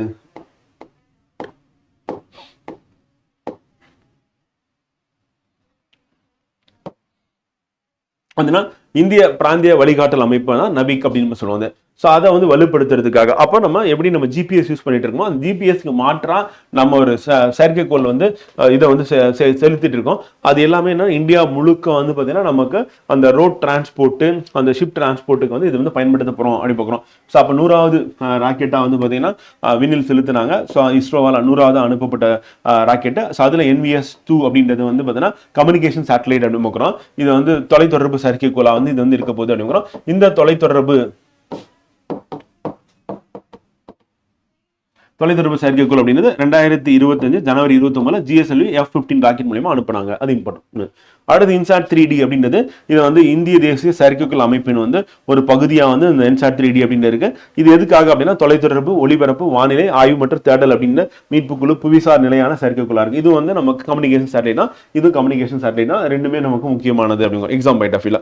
ஸோ நம்ம இன்னைக்கு வகுப்பு வந்து இங்க நிறைவு செய்யறோம் ஃப்ரெண்ட். ஸோ பேரிடத்தின் இயல்பு அப்படின்ற தலைப்பு வந்து நம்ம இன்னைக்கு வந்து கன்க்ளூட் பண்ணிட்டோம் வந்து. ஸோ நாளைக்கு நம்ம எடுக்க போற தலைப்பு என்ன அப்படின்னா வந்து, நாளைய வகுப்புல நாளைக்கு நம்ம பார்க்க போறது